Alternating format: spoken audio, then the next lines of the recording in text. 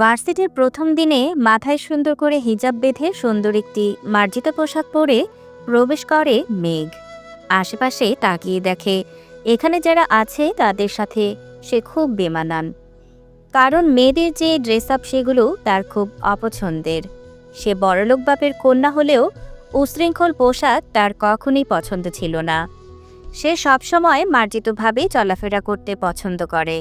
তাই কোনো কিছু পাত্তা না দিয়ে নিজের ক্লাসরুমটি খুঁজে সেখানে গিয়ে বসে পড়ল।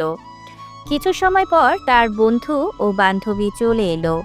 ওরা হলো শিশির, সাগর আর দিয়া। ওরা কলেজ থেকে একসাথে পড়ে। চারজনের খুব ভালো বন্ডিং। মেঘকে শান্ত ও ভদ্র মনে হলেও দুষ্টুমিতে শয়তানের নানি সে। মেঘরা দুই ভাই বোন। মেঘ বড় আর ভাই ছোট। মেঘ সবচেয়ে বেশি ঘৃণা করে একটি নাম, সেটা হলো অনুভব। এই নামের কোনো মানুষকে সে সহ্য করতে পারে না। তার মনে হয় অনুভব নামের মানুষগুলোকে মেরে পচা নর্দমায় ফেলে দিতে। আজকের ঘটনা, ক্লাস শেষ করে ওরা চারজন মাঠের একপাশে গল্প করছিল। তখনই পেছন থেকে একটি ছেলে এসে মেঘকে বলল, তোমার নাম কি? তুমি দেখতে অনেক সুন্দর, আমার সাথে বন্ধুত্ব করবে? মেঘ উঠে দাঁড়িয়ে ছেলেটিকে ভালোভাবে দেখে তারপর জিজ্ঞেস করে। আপনার নাম কি? ছেলেটা বলে, অনুভব। তখনই মেঘের মাথা গরম হয়ে যায়। নিজের ব্যাগ থেকে পানির বোতল বের করে ছেলেটির মাথায় ঢেলে দেয় আর বলে নিজের নাম চেঞ্জ করে আকিকা দিয়ে নতুন নাম রাখতে, কারণ এ নাম তার পছন্দ না। যদি নাম না পরিবর্তন করতে পারে তাহলে যেন তার সামনে কখনো না আসে। ছেলেটা মেঘের কাছে পুরাই হতভম্ব হয়ে গেছে। ছেলেটা মেঘকে পাগল বলে সেখান থেকে চলে যায়। এদিকে সাগর ওরা এই কাণ্ড দেখে মুখ টিপে হাসতে লাগলো।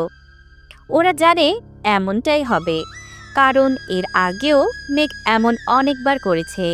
কিন্তু এর পেছনের রহস্য ওদেরও অজানা। মেঘ যদি বলবে না, তাহলে কেউ ওই কথা ওর মুখ থেকে বের করতে পারবে না। নিজের রাগকে নিয়ন্ত্রণ করতে মেঘ ওর বন্ধুদের নিয়ে ফুচকা খেতে যায়। অনেক বেশি ঝাল দিয়ে মেঘ ফুচকা খাচ্ছে। ঝালের চোটে দু চোখ বেয়ে জল পড়ছে আর কান দিয়ে ধোঁয়া বের হচ্ছে। তবুও খাওয়া বাদ দেয়নি। মুখটা একসময় পুরো লাল হয়ে গেছে। ঠিক সে সময় মুখের সামনে পানির বোতল দেখতে পেল। কে ধরেছে তা না দেখেই মেঘ পানির বোতল নিয়ে ঢকঢক করে পানি খেয়ে নিল। পানি খাওয়া শেষে ধন্যবাদ দেওয়ার জন্য মুখ খোলার আগেই কানে ভেসে এলো গম্ভীর পুরুষালী কণ্ঠস্বর। ছেলেটা বলছে, তুমি কি ইডিয়েট? ছোট বাচ্চা, দেখে তো মনে হচ্ছে ভার্সিটিতে পড়ো, কিন্তু মাথায় তো বুদ্ধির ছিটে ফোটাও নেই। বুদ্ধি ছাড়া কাজকর্ম করো। এত ঝাল দিয়ে কেউ খায়? কবেটা একটা। এ বলে হনহন করে চলে গেল। মেঘে যেন ছেলেটার কথাগুলো বুঝতে অনেক সময় লাগলো। এত দ্রুত সব হয়েছে যে কি রিয়াকশন দেবে তা ভুলে গেছে। এখনো হাঁ করে ছেলেটার যাওয়ার দিকে তাকিয়ে আছে। দিয়ার ধাক্কা পেয়ে মেঘের হুঁশ ফেরে। ছেলেটা কি চিনিস? বিনা পয়সায় এতগুলো উপদেশ দিয়ে গেল তোকে, সাথে বোকা ফ্রি। দিয়ার কথা শুনে সাগর ও শিশির মুখ টিপে হাসছে। ওরা জানে জোরে হাসলে বিপদ আছে। মেঘ রাগী চোখে ওদের দিকে তাকালো। তারপর কিছু না বলে বাসায় চলে গেল। পরের দিন মেঘ ওরা যখন ক্লাসে বসে আছে তখন প্রিন্সিপাল স্যারও সাথে কালকের ছেলেটি প্রবেশ করলো। ছেলেটি দেখতে অনেক স্মার্ট, চোখ দুটো অনেক গম্ভীর আকারের। তাকিয়ে থাকা যাবে না, চোখ দিয়ে মানুষ খুন করতে পারে। চুলগুলো জেল দিয়ে সেট করা, ক্লিন শেপ, পরনে কালো রঙের শার্ট আর প্যান্ট। মেয়েরা যেন চোখ দিয়ে গিলে খাবে এমন অবস্থা। কিন্তু মেঘের তা দেখে রাগ উঠে গেছে। কালকের কথাগুলো কানে বাজছে। কেউ খারাপ ব্যবহার করলে মেঘটা মেনে নিতে পারে না। প্রিন্সিপাল স্যার বললেন, উনি তোমাদের ইংরেজি ওভাস্কর ফরাজ খান অনুভব। অনুভব নাম শুনে মেঘের মাথায় আগুন জ্বলে উঠল। আর কি কথা শুনবে? কানে তো আর কোনো কথা পৌঁছানোর উপায় নেই। এই অনুভব নামের লোকটাকে তার সহ্য করতে হবে, তার ক্লাস করতে হবে।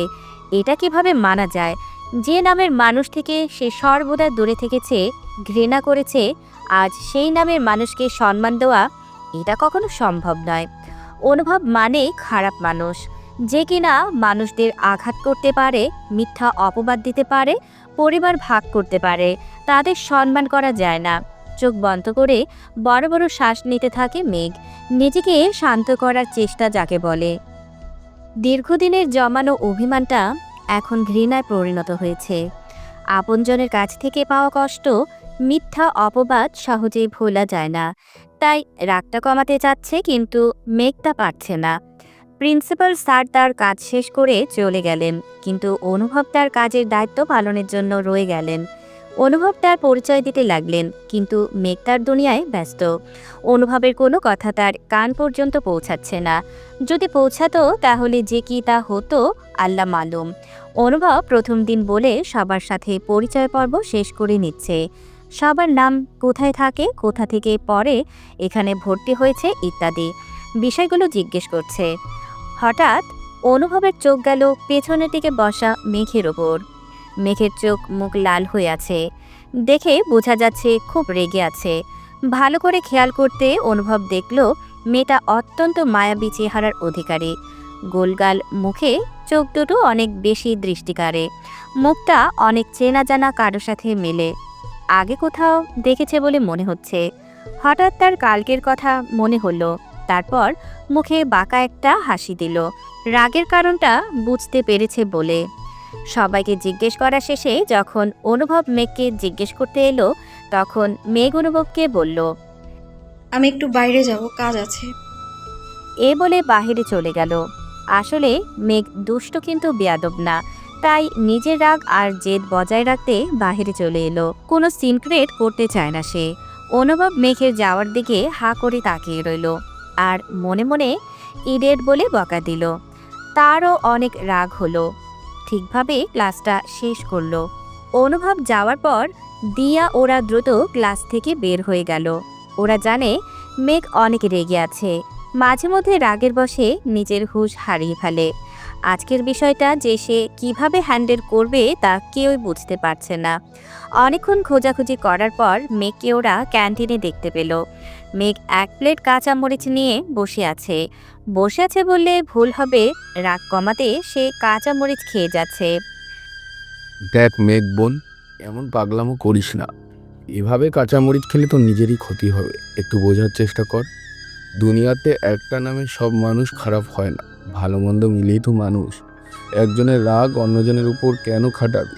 এটা অন্যায় হবে। মেঘ শিশিরের দিকে অগ্নিদৃষ্টি নিয়ে তাকালো, তারপর বলল, মানুষ চিনেছ আমাকে? মানুষ? হ্যাঁ, ছোট একটা বাচ্চাকে যখন চোর উপাধি দিয়ে তার পরিবার সহ আলাদা করে দেয়, তখন ছোট বাচ্চাটা চিৎকার করে বলতে থাকে, আমি চুরি করিনি, আমায় দোষ দিও না, তোমরা ভুল বুঝছো। নিজের আপন মানুষগুলো তা না শুনে ওই গালে চড় মেরেছিল। তখন তাদেরকে কেন মানুষ চেনাতে যাসনি তোরা? আজ শুধু আমাকেই চেনানোর দায়িত্ব নিয়েছিস? হ্যাঁ, কত বছর ওই ঘটনাটা স্বপ্ন হয়ে চোখে ভেসে উঠেছে আমার, জানিস? ভয় পেয়ে জ্বরে পড়ে থেকেছি আমি। তারা তো এত বছরেও নিজের ভুলটা বুঝতে পারেনি। আমি কেন একাই মহৎ হতে যাব? হ্যাঁ, আমি ঘৃণা করি ওই নামের পৃথিবীর সকল মানুষকে, যে নাম কিনা আমার ছোট থেকে বড় হওয়া পর্যন্ত আমার সুখ কেড়ে নিয়েছে, মিথ্যা অপবাদের বোঝা ঘাড়ে লাগিয়ে দিয়েছে আমার। এ বলে ফোঁপাতে লাগলো। শিশির ওরা পুরো হতভম্ব হয়ে দাঁড়িয়ে রইল। ওদের চোখে পানি এসে গেছে। এত বছর ধরে যে কথা মেঘ ওদের থেকে গোপন রেখেছে, আজ সেই কথা কতটা কষ্ট পেলে তা বুক চেড়ে বের করে ওদের বলে ফেলেছে, তাই ভাবছে। মেঘকে যে সান্ত্বনা দেবে সেই ভাষাটা ওরা হারিয়ে ফেলেছে। অনেক দূর থেকে অনুভব ওদের দেখছিল, কিন্তু কোনো কথা শুনতে বা বুঝতে পারেনি। তবে এতটুকু বুঝতে পেরেছে মেঘ কান্না করছিল। অনুভবের কেন যেন একটা কষ্ট হলো, কিন্তু তা কেন হলো বুঝতে পারছে না। মেঘ ওদের সাথে আর কথা না বলে চলে গেল। অনুভব সাগরকে ডেকে জিজ্ঞেস করল। মেয়েটার নাম কি? সাগর বলল, ওর নাম রোজা খান। এ বলে ওরা চলে গেল। রোজা খান শুনে অনুভবের বুকে তীব্র যন্ত্রণা অনুভব হলো। রোজা খান এই নামটার সাথে তার হাজারো স্মৃতি জড়িয়ে আছে। তার মধ্যে একটি হলো নিজের নাম ফারাজের ফ বাদ দিয়ে বাকি দুটো বর্ণ দিয়ে নিজের নামের সাথে মিল রেখে নাম রেখেছিল রোজা খান। তার পিচ চিটার, ভালো করতে গিয়ে কত বছর ধরে দেখতে পায় না তাকে। কোথায় আছে, কেমন আছে জানা নেই। জানার পরটাও হারিয়ে গেছে 2 বছর আগে। এখন যে কিভাবে খুঁজে বের করবে তা জানা নেই। তখনই অনুভবের ফোন বাজতে শুরু করলো। অনুভব দেখলো তার ভাড়া করা ডিটেকটিভের ফোন। অনুভব তাড়াতাড়ি কল ধরলো। লোকটি বলল, আফজাল খান নামে 5 জন লোক আছে, তাদের ছবি সহ আপনাকে মেসেজ দিয়েছি, দেখে বলেন এদের মধ্যে কোনটি আপনার চাচা। ঠিক আছে, আমি দেখি তোমাকে কল দিচ্ছি।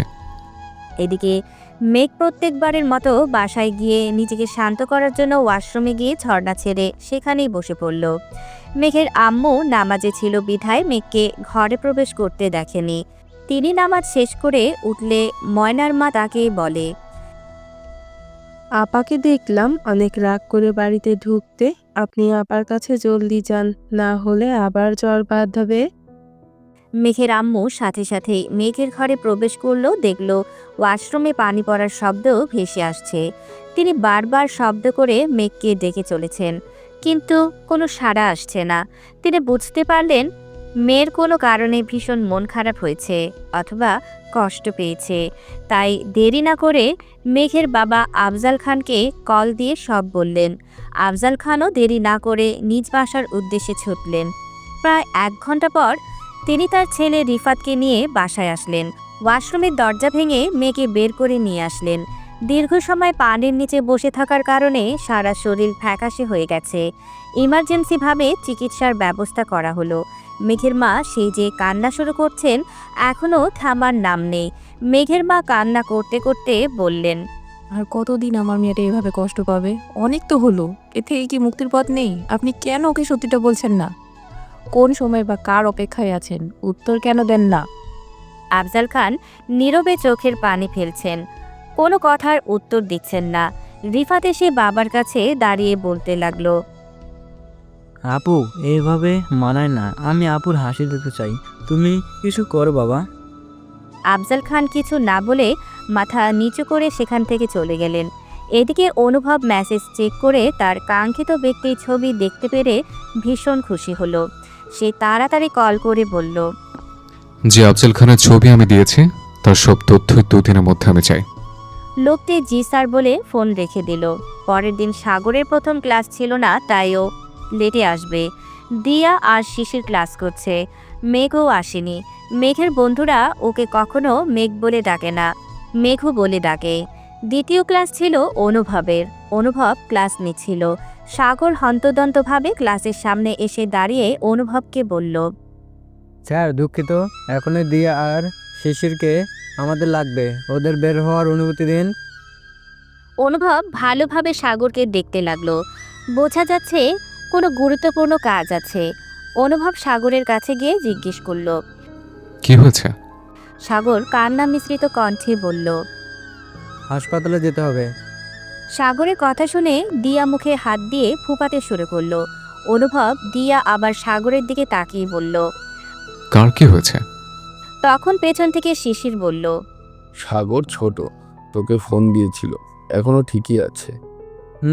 আধা ঘন্টা আগে ফোন দিয়েছিল, অবস্থা মোটামুটি ভালো, এখনই যেতে হবে। অনুভব আবার বলল, কার কি হয়েছে বলবে তো? রোজ হাসপাতালে স্যার, আমাদের যেতে হবে। কি হয়েছে রোজার? বাসায় যাওয়ার পর থেকে কি হয়েছে সব বলল। মেয়েটা এমন কেন করেছে? কার উপরে তো ডাক্তার? অনুভব মাথা নেড়ে যাওয়ার অনুমতি দিল আর মনে মনে বলতে লাগলো, মেয়েটা আসলে একটা ইডিয়েট, এত রাগ থাকা মোটেও ভালো না। অনুভব ওরা যাওয়ার পর ক্লাসটা নিল, কিন্তু মনের মধ্যে কেমন যেন খচখচ করতে লাগলো। রোজা মেয়েটার সম্পর্কে জানার আগ্রহ হলো প্রচুর। অনুভব ক্লাস থেকে বের হওয়ার সময় ওদের কারো ফোন নাম্বার আছে কিনা জিজ্ঞেস করলো, কিন্তু কারো কাছে না থাকায় হতাশ হলো। এদিকে ওরা হাসপাতালে পৌঁছে দেখলো মেঘ ঘুমাচ্ছে, ওর মা বাবা আর ছোট বসে আছে। রিফাতকে ওরা ভালোবেসে ছোট ডাকে। রিফাত ওদের দেখে কাছে এলো। দিয়া মাথায় হাত বুলিয়ে বলল, কিছু হবে না, আমরা আছি। তুমি কালকে কেন কল দাওনি? কালকে আপুর অবস্থা দেখে আমরা সবাই ভয় পেয়ে যাই, আর অনেক রাত হাসপাতালে, আর ওনাকে রাতে হাসপাতালে আনা হয়, তাই আর ফোন দেইনি। এরপর থেকে যাই হোক না কেন আগে কল দিবা, পরেরটা পরের চিন্তা। রিফাত মাথা নেড়ে হ্যাঁ বোঝালো। একদিন পরে মেঘকে হাসপাতাল থেকে রিলিজ দেওয়া হয়, কিন্তু দুর্বলতার কারণে ও ভার্সিটিতে যায় না। সাগর ওরা ক্লাস করে সব পড়া ওকে দেয়। অনুভব সাগরের কাছ থেকে মেঘের খোঁজ নিয়েছে, কিন্তু ব্যস্ততার কারণে সাগরের কাছ থেকে মেঘের কাহিনী শোনার সময় পায়নি। 7 দিন পর আজ আকাশ অনেকটা মেঘাচ্ছন্ন হয়ে আছে। অনুভব আজ গাড়ি নিয়ে যাচ্ছে তার চাচা আফজাল খানের সাথে দেখা করতে। কাল রাতে তার ডিটেকটিভ সব তথ্য দিয়েছে, এমনকি বাড়ির ঠিকানাও, কিন্তু সে বাড়ি আগেই যাবে না, তাই অফিসে যাচ্ছে দেখা করতে। কিন্তু হঠাৎ করে তুমুল জোরে ঝড় উঠে এসেছে, ধুলো দিয়ে চারপাশ ভরে গেছে, কিছুই দেখা যাচ্ছে না। অনুভব গাড়ি একপাশে ব্রেক করার আগেই বিকট শব্দ তার কানে এসে লাগলো। মাথায় কিছুর সাথে লেগে ব্যথা পেয়েছে, রক্ত গড়িয়ে পড়ছে। এর মধ্যে বাইরে বৃষ্টি শুরু হয়েছে। অনুভব দেখলো তার গাড়ির জানালা দিয়ে কেউ তাকে ডাকছে বা গাড়ি খোলার চেষ্টা করছে। অনুভব নিভু নিভু চোখ গাড়ির দরজা খুলে দিতে সক্ষম হলো। দেখলো মেঘ দাঁড়িয়ে আছে আর কে যেন বলছে। সে কিছুই বুঝতে পারল না, জ্ঞান হারিয়ে ফেলল। একটু আগের ঘটনা। মেঘের খুব মন খারাপ হচ্ছিল, তাই সে তার দাদার কবরত জিয়ারত করার জন্য এদিকে আসে। কিছু সময় কবরস্থানের বাইরে দাঁড়িয়ে থাকে, এটা তার অভ্যাস। যখন দেখল ঝড় উঠতে শুরু করেছে, তখন সে হাঁটা শুরু করে নিরাপদ কোনো স্থানে যাওয়ার জন্য। কিন্তু দেখতে পায় একটা ট্রাক হঠাৎ করেই একটা গাড়িকে ধাক্কা দেয়। মানবতার খাতিরে সে সাহায্যের জন্য এগিয়ে যায়। যখন অনুভব গাড়ি খোলে, তখন অনুভবকে দেখে সে থমকে যায়, কিন্তু বিবেকের কাছে সে হেরে যায়, তাই সাহায্য করার জন্য হাত বাড়ায়। বর্তমান অনুভবের যখন জ্ঞান ফেরে, তখন সে নিজেকে হাসপাতালে আবিষ্কার করে। মাথায় ব্যান্ডেজ, হাতে স্যালাইন চলছে। অনুভব নার্সকে বলে, আমি এখানে কিভাবে এলাম? তখন নার্স বলে, একটা মেয়ে আপনাকে হাসপাতালে এনেছে, আপনাকে রক্তও দিয়েছে। অনুভব বলে, মেয়েটা এখন কোথায়? আপনি বিপদমুক্ত আছে শুনেই চলে গেছে, কিন্তু একটা ছেলে দাঁড়িয়ে আছে বাইরে, মনে হয় মেয়েটার কিছু হয়, আপনি চাইলে ডাকতে পারি। আপনার ছেলেটাকে ভেতর আসতে বলুন। একটু পর একটা ছেলে ভেতরে প্রবেশ করে। অনুভব ছেলেটাকে দেখে বলে, সাগর, তুমি এখানে? সাগর কেবিনে ঢুকে অনুভবকে সালাম দিল আর বলল, স্যার, আপনি এখন কেমন আছেন? অনেক ভয় পেয়েছিলাম স্যার। অনুভব মৃদু হেসে বলল, আমি ঠিক আছে। তুমি এখানে কিভাবে এলে? রোজা আপনাকে অ্যাক্সিডেন্ট হতে দেখেছিল, তাই ও আপনাকে নিয়ে এখানে এসেছে। আপনার রক্তের প্রয়োজন হয়েছিল, রক্তও দিয়েছে। আমাকে ফোন দিয়ে সব বলে। পরে আমি চলে আসি, এসে দেখি ও অনেক ভিজে গেছে বৃষ্টিতে, তাই ওকে বাড়ি পাঠিয়ে দিয়েছি আর বলেছি নিজের যত্ন নিতে। অনুভব মনে মনে বলতে লাগলো, মেয়েটাকে যতটা ইডিয়েট ভাবছিলাম ততটা নয়, বরং ভালো মনের অধিকারী। নিজে অসুস্থ শরীর নিয়েও রক্ত দিয়েছে, ভাবা যায়। কিন্তু অনেক জেদি আর রাখি। সাগর আবার বলে, স্যার, আপনার বাড়ির মানুষদের খবর দিতে হবে, নাম্বার দেন, ফোন দেই। অনুভব মুখে রহস্যময় হাসি দিয়ে বলে, দিতে হবে না, আমি পরে যোগাযোগ করে নেব। সাগর আর কথা বাড়ায় না। কিছু সময় থেকে সেও চলে যায়। 2 দিন পর অনুভব আজ ভার্সিটিতে এসেছে। অনুভব ক্লাস নিতে ক্লাসে ঢুকতে যাবে, দেখল মেঘ ক্লাস থেকে বের হয়ে যাচ্ছে। অনুভব ক্লাসে না ঢুকে দাঁড়িয়ে মেঘকে ডাক দিল। মিস রোজা, আপনি কোথায় যাচ্ছেন? মেঘ অনুভবের কথায় দাঁড়িয়ে যায়, কিন্তু কিছু বলে না। অনুভব মেঘের সামনে এসে দাঁড়িয়ে বলে, আপনার সাথে আমার তো কোনো শত্রুতা নেই, তাহলে আপনি কেন আমার ক্লাস করেন না? পড়ালেখা গ্যাপ পড়ে যাবে, রেজাল্ট খারাপ হবে, মা বাবাকে কি জবাব দেবেন? যদি এমন হতো আমি মাত্র 7 দিন ক্লাস নেব, তা তো নয়, পুরো 1 বছর। এমনও হতে পারে দ্বিতীয় বছরেও আমাকেই পেলেন, তখন কি করবেন? যদি আপনার আমাকে পছন্দ না হয় সমস্যা নেই, চোখ বন্ধ করে ক্লাস করুন। তবুও বলবো, আপনার ভবিষ্যতের জন্য ক্লাস করাটা জরুরি। এভাবে নিজের ক্ষতি করবেন না। মেঘ তবুও কিছু না বলে শান্তভাবে ক্লাসের দিকে এগিয়ে যেতে লাগলো। তখন আবার অনুভব বলল, আপনাকে অনেক ধন্যবাদ সেদিন আমাকে সাহায্য করার জন্য। আপনি আমাকে ঋণী করে রেখেছেন। মেঘ তবুও কিছু না বলে ক্লাসে ঢুকে গেল। মেঘকে দেখে দিয়া ওরা অবাক হয়ে গেল। কারণ ওরাও একটু আগে অনেক বুঝিয়েছিল কিন্তু কাজ হয়নি। এখন ওকে দেখে ভীষণ খুশি হলো। যাই হোক, সময়ের সাথে একটু হলেও মানিয়ে নেওয়ার চেষ্টা করছে, তাই ওরা আর কিছু ওকে বলল না। অনুভবও মনে মনে ভীষণ শান্তি অনুভব করলো যে সে মেয়েটাকে বোঝাতে সক্ষম হয়েছে। এখন কথা না বললেও ভবিষ্যতে ওটাও সক্ষম করতে সফল হবে। এই ভেবে ক্লাস নিতে আরম্ভ করলো। অনুভব খেয়াল করলো মেঘ একবারের জন্য তার দিকে তাকায়নি, কিন্তু খাতায় পড়াগুলো ঠিকই লিখে রাখছে। মনে মনে ভাবলো সাগরকে ডেকে কথা বলে সব জানতে হবে, কিন্তু আজ তার সময় নেই। চাচার সাথে দেখা করতে যাবে, অনেক দায়িত্ব তার, একজনের মান ভাঙাতেও হবে। এ মনে করে বাঁকা হাসলো অনুভব। ক্লাস শেষ করে চলে গেল। এদিকে মেঘরাও সব ক্লাস করলো। ক্লাস শেষে শিশির বলল, মেঘ, তুই যে নিজের রাগ আর ঘৃণাকে একপাশে রেখে মানিয়ে নিতে শিখতে শুরু করেছিস, এতে আমরা অনেক খুশি। পৃথিবীর এক মানুষের জন্য সব মানুষকে বিচার যেমন করা যায় না, তেমনি নিজের ক্ষতি হবে যেন সে কাজ করা ঠিক না। যার যার শাস্তি আল্লাহ তাকে ঠিক সময় ফেরত দেবে, চিন্তা করিস না। মেঘ হুম বলে চলে গেল। এদিকে অনুভব তার চাচার সাথে দেখা করতে অফিসের সামনে চলে এসেছে। বুকটা হঠাৎ ধুকপুক করা শুরু করেছে। কিভাবে কোথা থেকে শুরু করবে তাই ভাবছে। চাচাও যদি তাকে ঘৃণা করে তাহলে তার পিচ্চিটার মান ভাঙাতে সে পারবে না, কিন্তু তা তো মান ভাঙাতেই হবে। কত বছর দেখা হয় না, অনেক বড় হয়ে গেছে এখন, দেখলে কি চিনতে পারবে? এসব ভাবতে ভাবতে অফিসে প্রবেশ করলো। অফিসে ঢুকতেই অনুভব দেখলো একটা লোক ভয়ে দৌড়াদৌড়ি করছে। অনুভব অন্য একটা লোককে জিজ্ঞেস করলো। আচ্ছা, ওই লোকটি এমন করছে কেন? আর লোকটা কে? সেই লোকটি বলল, উনি হলেন ম্যানেজার স্যার।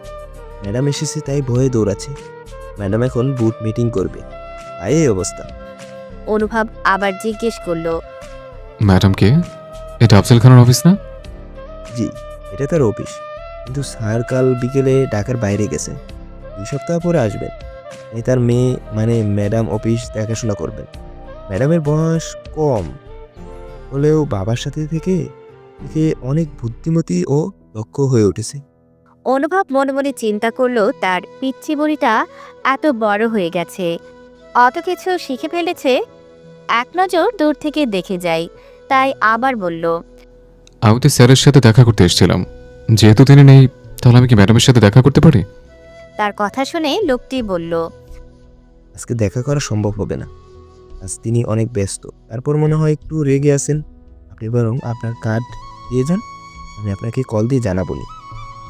অনুভব নিরাশ হলো। তখন বলল, থাক, আমি পরে এসে দেখা করবো না, অনেক হিসাব নিকেশ বাকি আছে তো।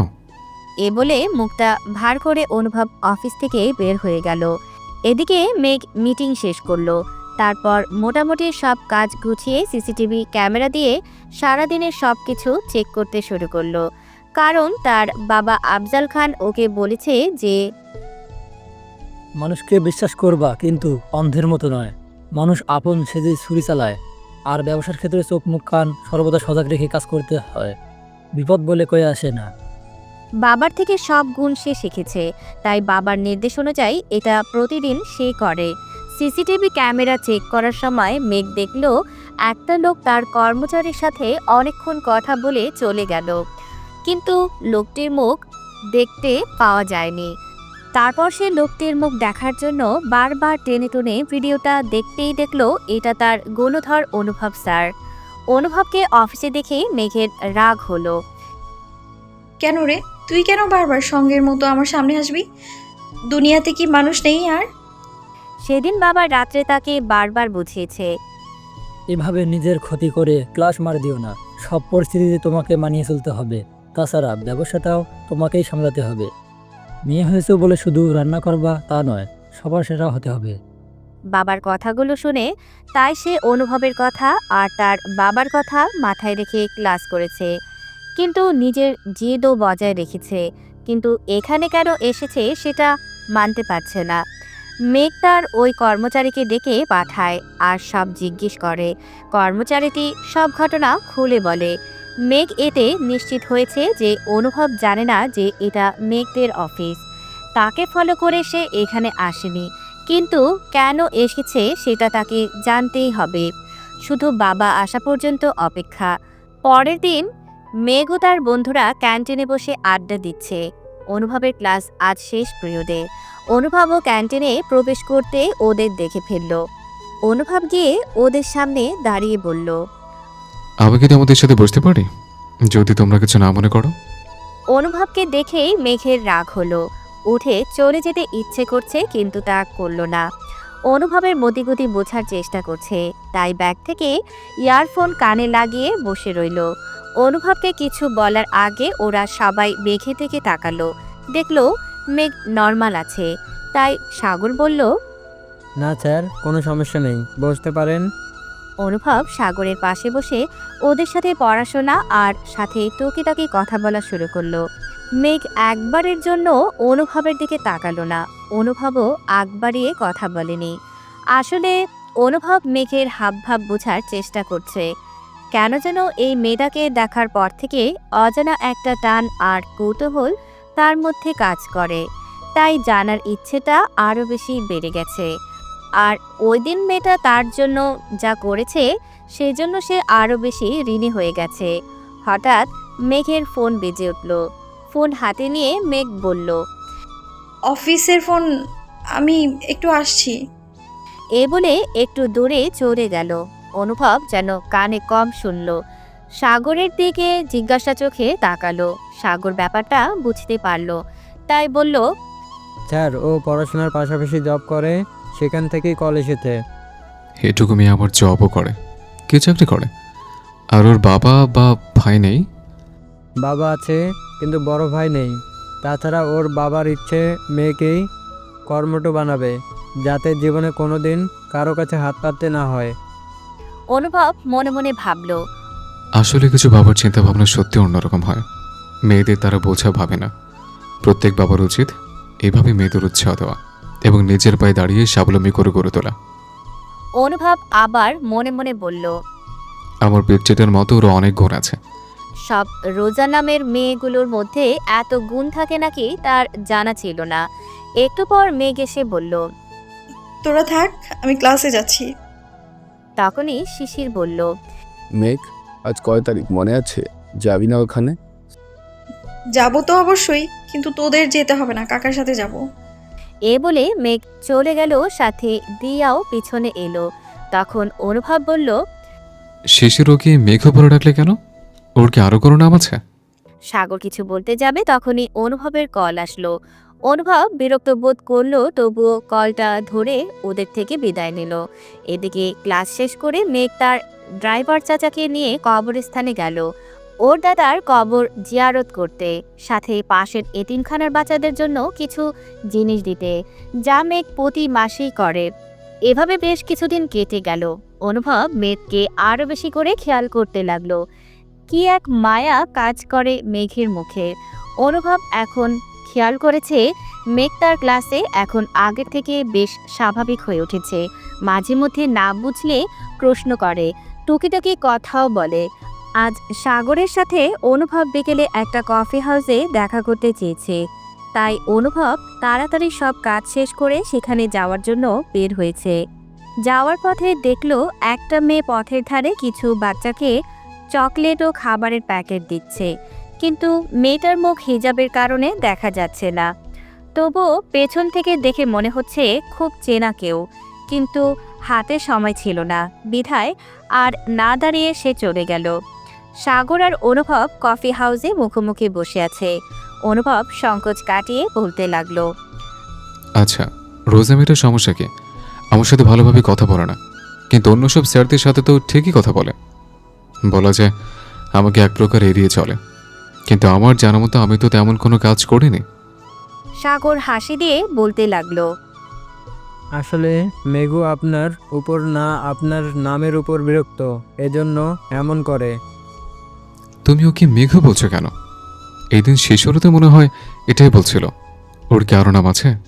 আর আমার নামের উপর বিরক্ত হবে কেন? আমার নামে কি খারাপ আছে? সাগরের মুখটা হঠাৎই অন্ধকারে থেকে গেল। সাগর করুণ কণ্ঠে বলা শুরু করলো। আসলে স্যার, অনুভব নামের ওর জীবনে কেউ ছিল যে কিনা ছোটবেলায় ওকে কোনো মিথ্যা অপবাদ দিয়েছিল, যে আঘাতটা ওর মনে এমনভাবে প্রভাব ফেলে যে ওর ওই অনুভব নাম শুনলে রেগে যায়। তাকে উচিত একটা শিক্ষা দেওয়া পর্যন্ত ওর মাথা ঠান্ডা হয় না।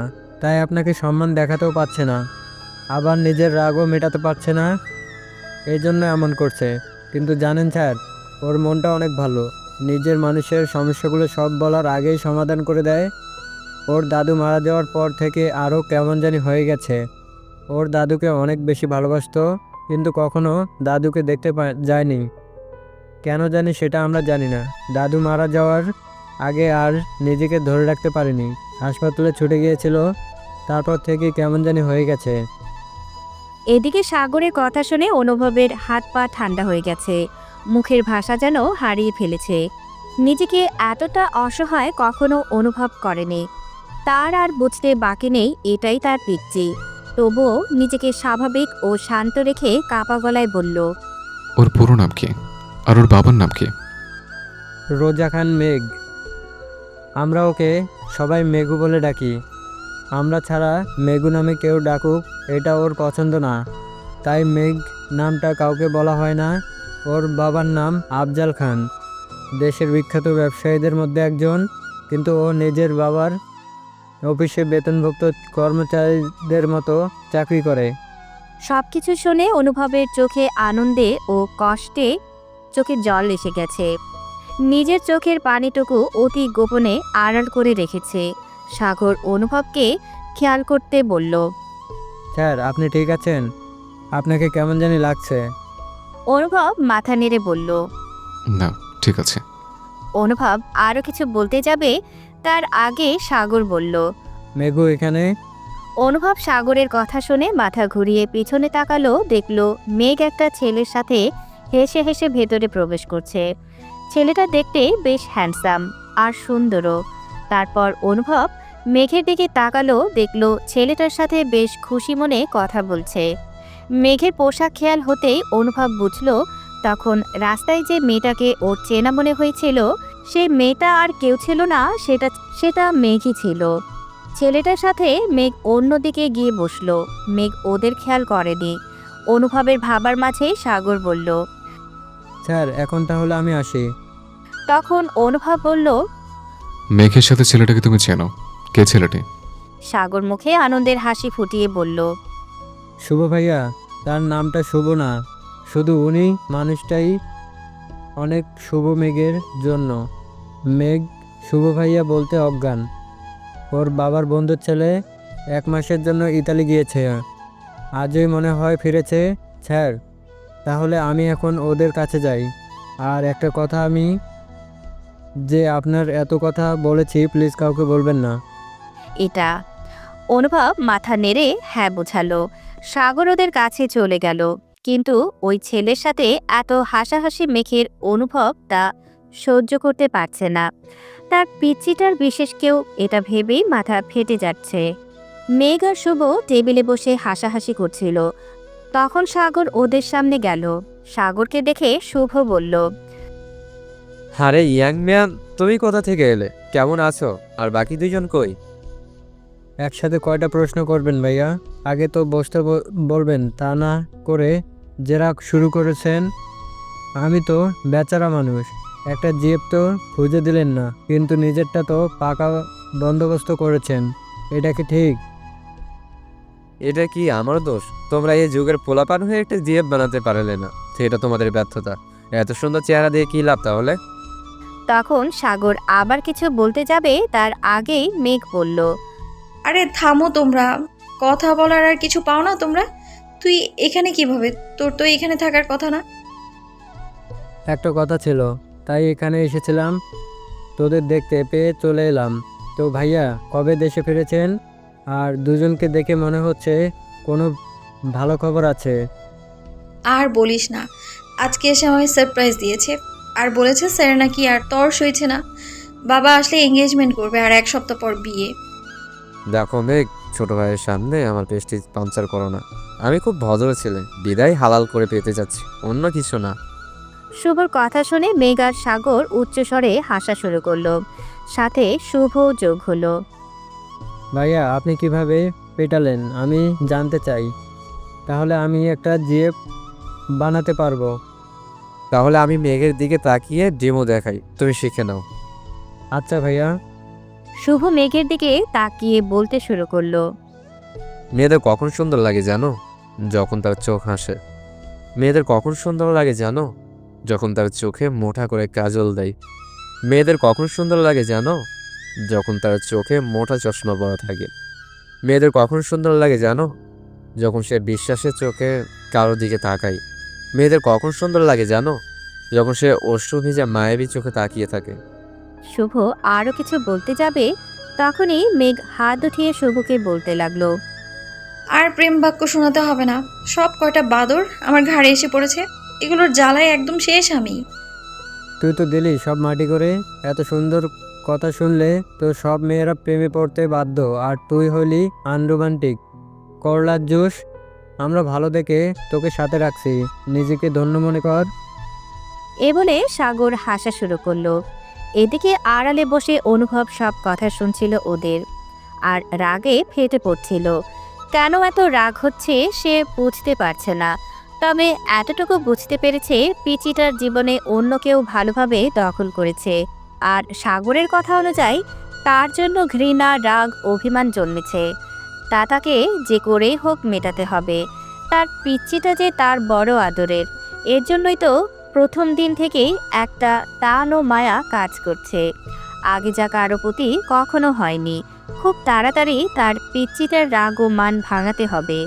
এভেবে অনুভব ওখান থেকে বের হয়ে আসে। অনুভব যখন কফি হাউস থেকে বের হচ্ছিল তখন মেঘ তাকে দেখে ফেলে। অনুভবকে দেখেই মেঘের মনটা খারাপ হয়ে যায়, তবুও কাউকে কিছু বুঝতে দেয় না।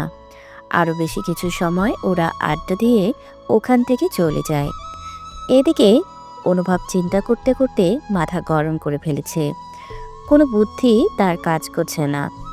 একবার ভাবলো মেঘের সামনে দাঁড়িয়ে নিজের পরিচয় দেবে, তারপর ভাবলো যদি রেগে গিয়ে কোনো দুর্ঘটনা ঘটিয়ে ফেলে তাহলে কি হবে।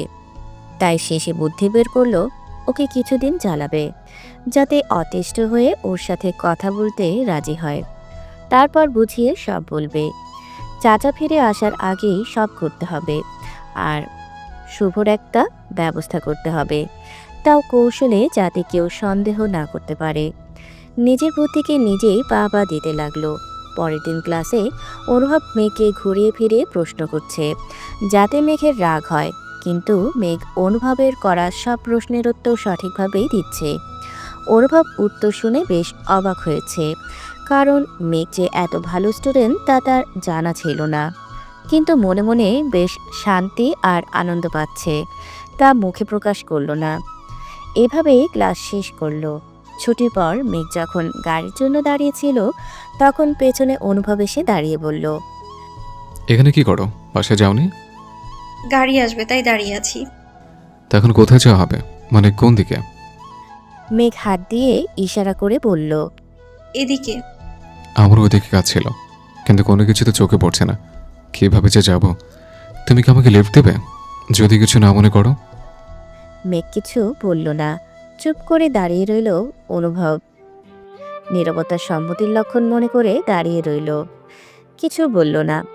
এদিকে মেঘ রাগ করবে না হাসবে নিজেই বুঝে উঠতে পারছে না। একটু পর মেঘের গাড়ি আসলো। মেঘ তার গাড়ি চালক রহিম চাচাকে বলল, চাচা আপনি ট্যাক্সি নিয়ে অফিসে চলে যান, আমি একটু পর আসছি।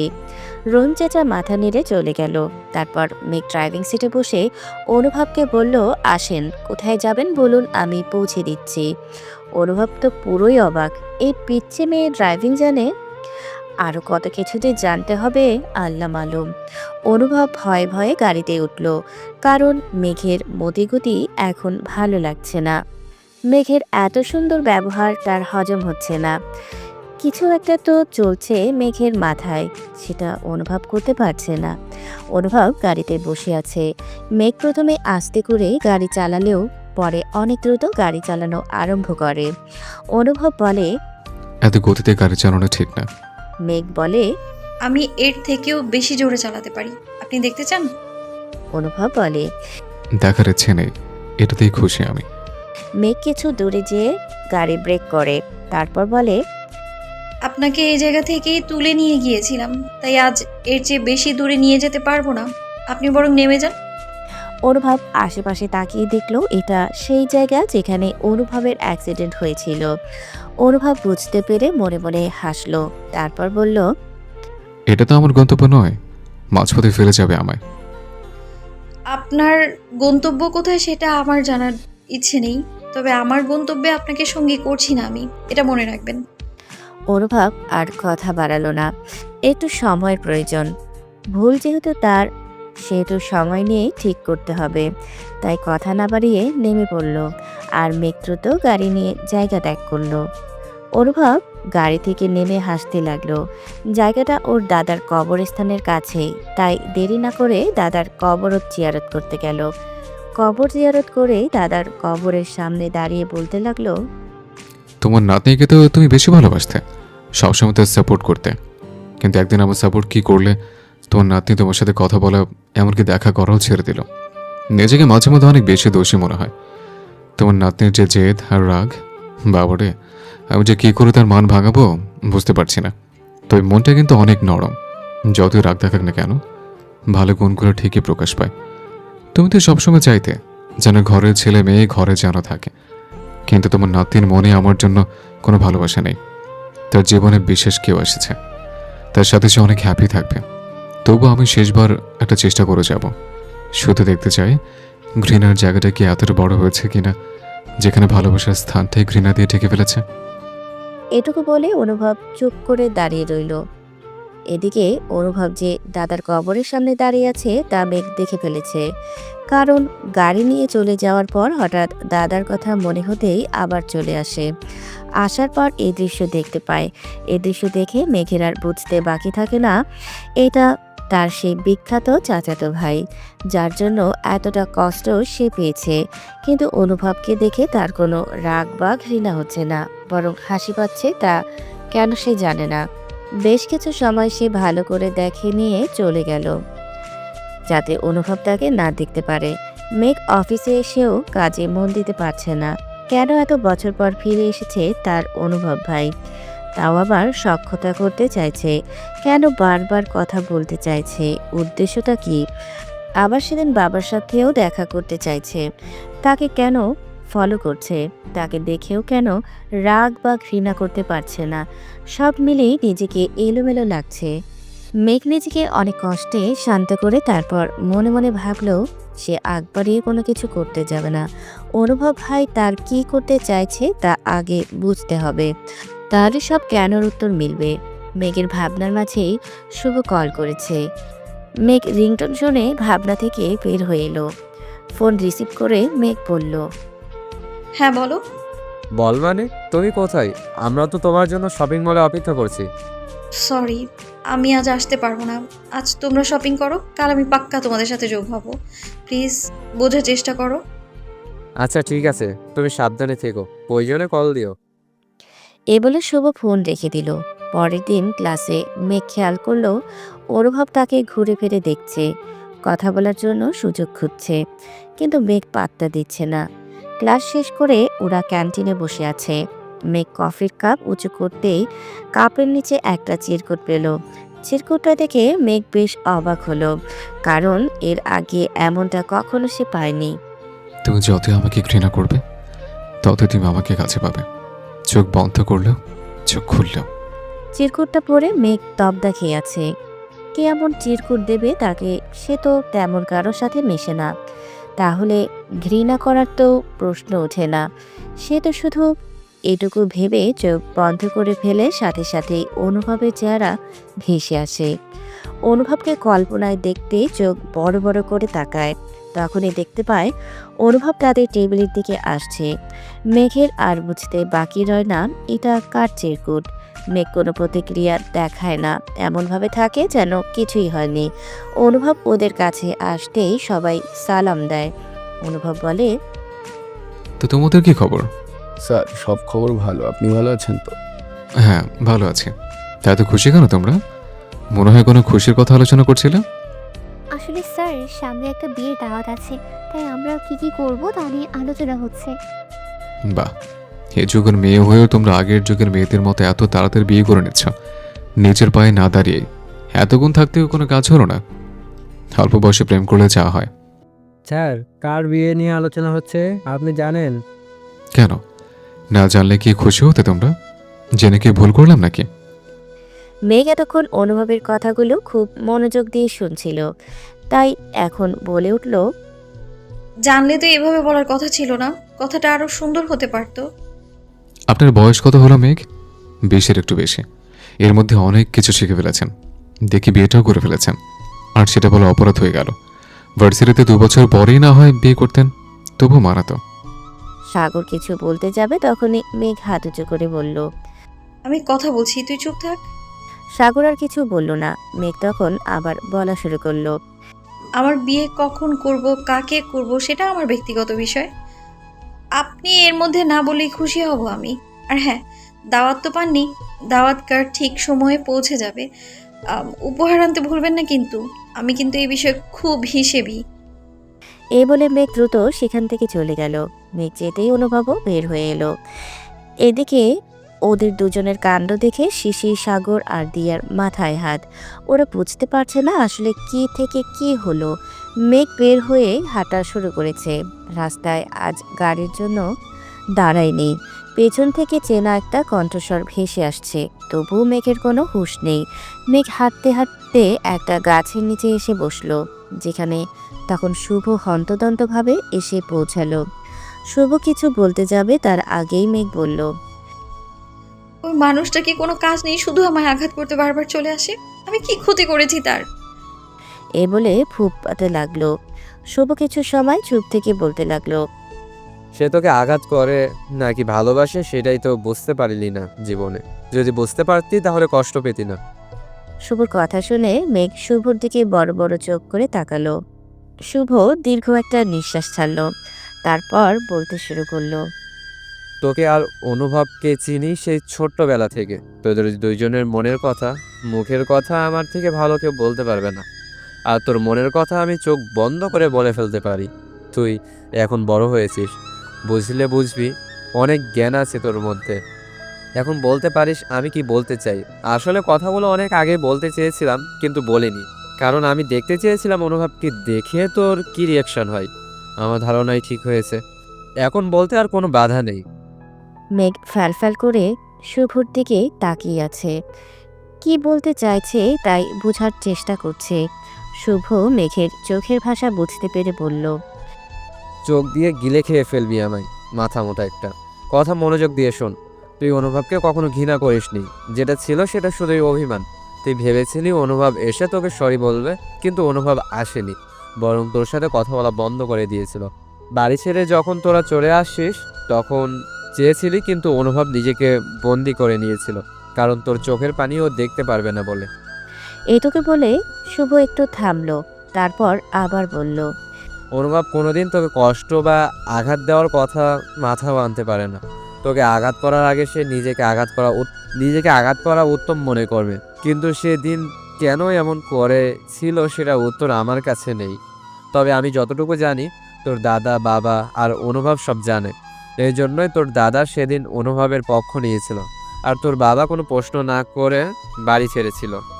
মেঘ এখন কিছুটা নড়ে চড়ে বসলো, তারপর বলতে লাগলো, আমি একটু শান্তিতে বাঁচতে চাই। ঘৃণা আর রাগ জীবনটাকে শেষ করে দিল আমার। জীবনটা কয়দিনের বলতে পারো? কেন এত অবহেলা, কেন এত কষ্ট? আমি দীর্ঘশ্বাস নিয়ে বাঁচতে চাই না। কষ্টগুলো দম বন্ধ হয়ে আসে আমার। কষ্টগুলো কি পাওয়ার কথা ছিল আমার? কেন কেন সবাই মিলে কষ্ট দিল আমায়? শুভ কিছু সময় চুপ থেকে বলল, কষ্টগুলো তুই নিজেকে কল্পনায় তৈরি করেছিস, শুধুমাত্র অনুভব তোকে অপমান আর থাপড় মেরেছিল বলে। কারণ ও তোকে কোনোদিন মারেনি বলে ছোট্ট ছিলি, বুঝিসনি কখন মানুষ অসহায় হয়ে তার কাছের মানুষকে আঘাত করতে পারে। তুই তো সেই কষ্টটা বুকে ধরে রেখে অনুভবে মিশে ফেলেছিস।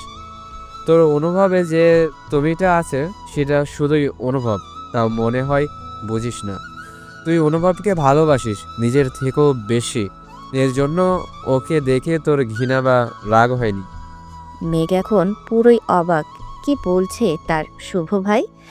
মেঘ কিছু বলতে যাবে তার আগেই শুভ বলল, আমাকে কোনো প্রশ্ন করতে হবে না, নিজেকে প্রশ্ন কর, কথাগুলো সত্যি নাকি মিথ্যা। আমি তোর কাছে থাকি বা না থাকি সব খবর রাখি, এটা তোর জানা, সেজন্য মাথায় চাপ নিতে হবে না। নিজেকে সময় দে আর ভাব, আমি ভুল কিছু বলেছি নাকি। মেঘ আর কিছু বলল না। শুভ মেঘকে মেঘদের বাসায় নামিয়ে দিয়ে চলে গেল। শুভ আর মেঘের এত সময় কথা বলা একজন দূর থেকে ঠিকই দেখতেছিল আর রাগে ফেটে পড়ছিল। মেঘ বাসায় এসে ভাবতে থাকে শুভর কথাগুলো সব যুক্তিসঙ্গত হলেও কিন্তু ও নিজে যে অনুভবকে ভালোবাসে সেটা মানতে নারাজ। এটা কখনো সম্ভব নয়, কারণ ওভাবে কখনো চিন্তা তো দূরে থাক, কল্পনাও করেনি। ছাদে বসে বসে আকাশের দিকে তাকিয়ে বলতে লাগলো, ভালোবাসা কি এতই সহজ? ঘৃণা আর রাগ থেকে না চাইতেই হয়ে যাবে? জীবন কি এতই সস্তা? বললো আর হয়ে গেল। নিজে নিজেকে এভাবে বোঝালো, কিন্তু মনটা কতক্ষণ মানবে সে নিজেই জানে না। রাতেও ঠিকমতো ঘুমাতে পারল না। এদিকে অনুভবের শুধু রাগ হচ্ছে, কেন হচ্ছে এত রাগ সে বুঝতে পারছে না। মেঘ আজকের ভার্সিটিতে আসেনি, এই জন্য অনুভবের আরও বেশি রাগ হচ্ছে। অনুভব ঠিক করলো আজ ভার্সিটি শেষ করে মেঘের অফিসে যাবে। সরাসরি কথা না বললে আরও অনেক বেশি দেরি হয়ে যাবে। যেমন ভাবা তেমন কাজ। অনুভব ক্লাস শেষ করে অফিসে গেল, কিন্তু সেখানেও মেঘকে পেল না। তখন অনুভব চলে আসতে নেবে দেখতে পেল শুভ একজনের সাথে কথা বলছে। শুভকে দেখে অনুভব তার দিকে এগিয়ে গেল। শুভ অনুভবকে এখনও দেখতে পায়নি। অনুভব শুভর পেছন থেকে কাঁধে হাত রাখল। শুভ নিজের কাঁধে কারো স্পর্শ পেয়ে পেছনে ফিরে তাকালো। অনুভবকে দেখে মিষ্টি করে হাসল। অনুভব তা দেখে বেশ রাগ হলো। শুভ সামনে লোকটিকে কাজ বুঝিয়ে দিয়ে অনুভবকে একটা সালাম দিয়ে বলল, আমার সাথে আসেন স্যার। এ বলে নিজের কেবিনের দিকে যেতে লাগলো। অনুভব ও শুভকে অনুসরণ করতে লাগলো। শুভ আর অনুভব দুজন মুখোমুখি হয়ে বসে আছে। অনুভব কি বলবে বুঝে উঠতে পারছে না। শুভই আগে কথা শুরু করলো। স্যার আপনি কি খাবেন, চা না কফি? অনুভব বলল। কফি। শুভ পিয়নকে ডেকে 2 কাপ কফির কথা বলল। তারপর বলতে লাগলো, নিশ্চয়ই আপনি মেঘের কাছে এসেছেন। আসলে আজও অফিসে আসবে না, আমাকে মেসেজ দিয়ে জানিয়েছে। যদি আমাকে বলা যায় তাহলে বলতে পারেন, আমি আপনাকে সাহায্য করব। অনুভব শুভকে ভালো করে দেখে নিয়ে তারপর বলল। আপনি কি আমাকে চেনেন? শুভ একটা রহস্যময় হাসি দিল, তারপর বলতে লাগলো, আমি আপনাকে যতটুকু চিনি বা জানি বলে ততটুকু আপনিও আমাকে জানেন না। আপনার A to Z আমার জানা, তবে মাঝে কিছু শব্দের মধ্যে একটু উল্টাপাল্টা হয়ে যায় আর কি। তবে নির্দ্বিধায় আমাকে আপনার সমস্যা বলতে পারেন, আর সাথে বিশ্বাসও করতে পারেন। অনুভব কি বলবে বুঝতে পারছে না, তবুও অনেক দ্বিধা নিয়ে বলল। আমরা কি পূর্ব পরিচিত? কেন যেন মনে হচ্ছে আপনি আমাকে চেনেন। শুভ এত সময় অনেক কষ্টে হাসি চেপে রেখেছিল, কিন্তু এখন আর রাখতে পারল না। উচ্চস্বরে হেসে দিল। শুভর হাসি দেখে অনুভব কিছুটা বোকা বনে গেল। অনুভবের চেহারা দেখে শুভ হাসতে হাসতে বলল, আরে শালা, তোর কবে বুদ্ধি হবে? তুই আমাকে ভুলে গেছিস? আমি কিন্তু তোকে প্রথম দেখাতে চিনে ফেলেছি। আর আমি ফারদিন খান, তোর ছোটবেলার বন্ধু।